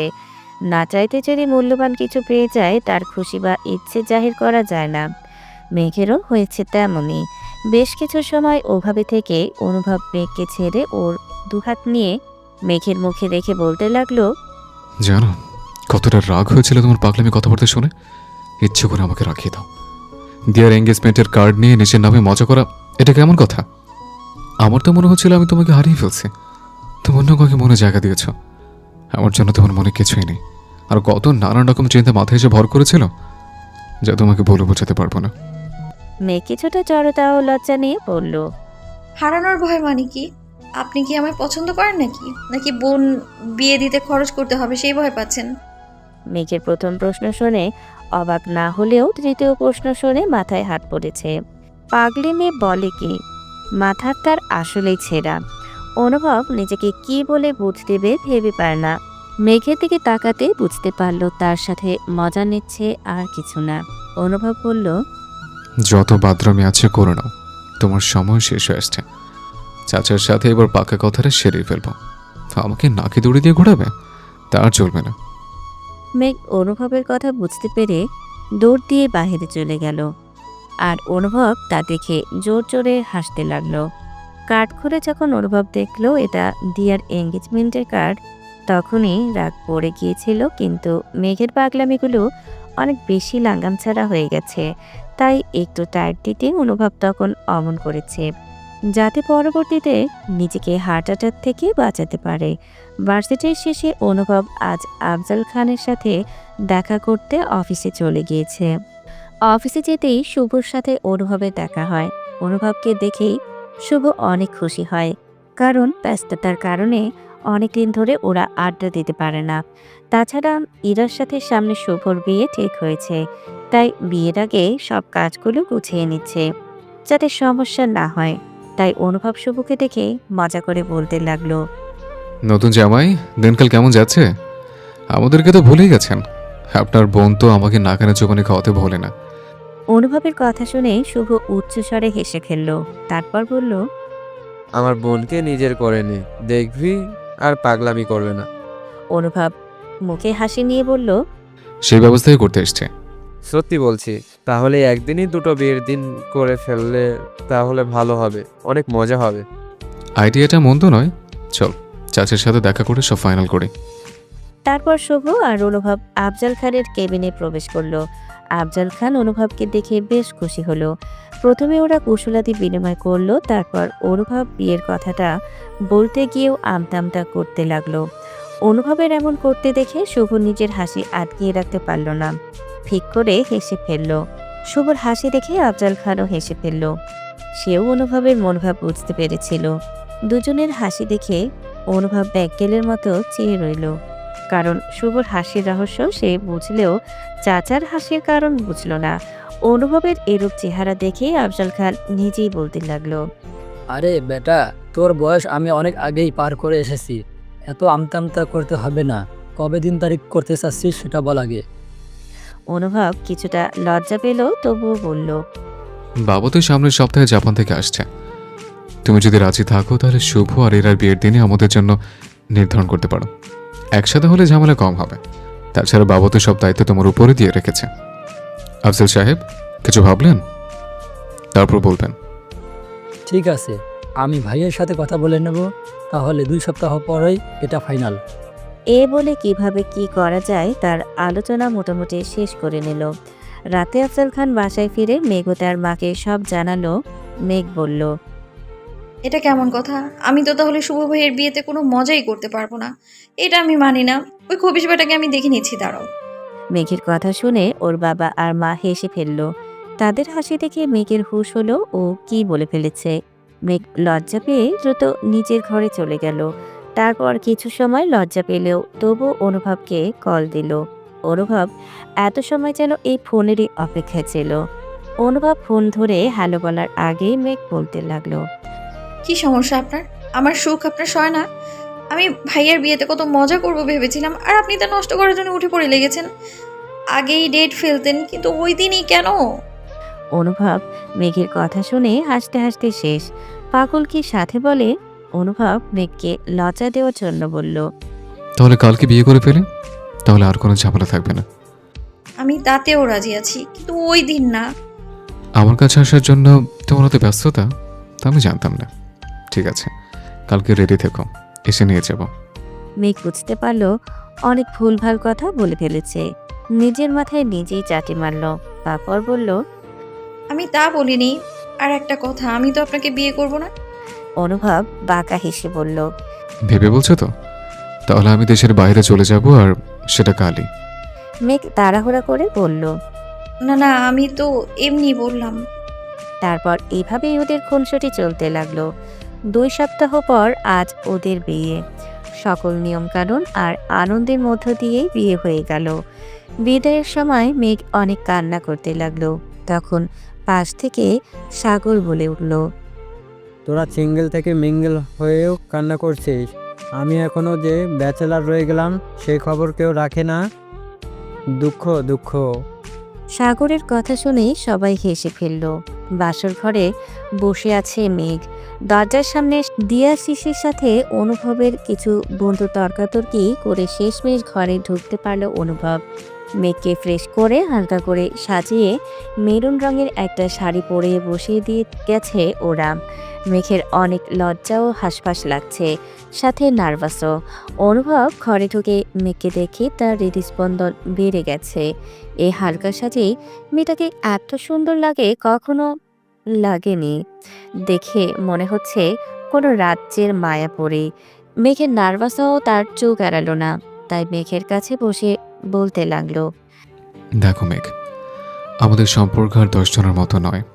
আমি জানি তোমার মনে আমার জন্য জায়গা তৈরি হয়েছে, কিন্তু এখনো পরিপূর্ণভাবে আমার কাছে আসার জন্য তোমার সময় লাগবে।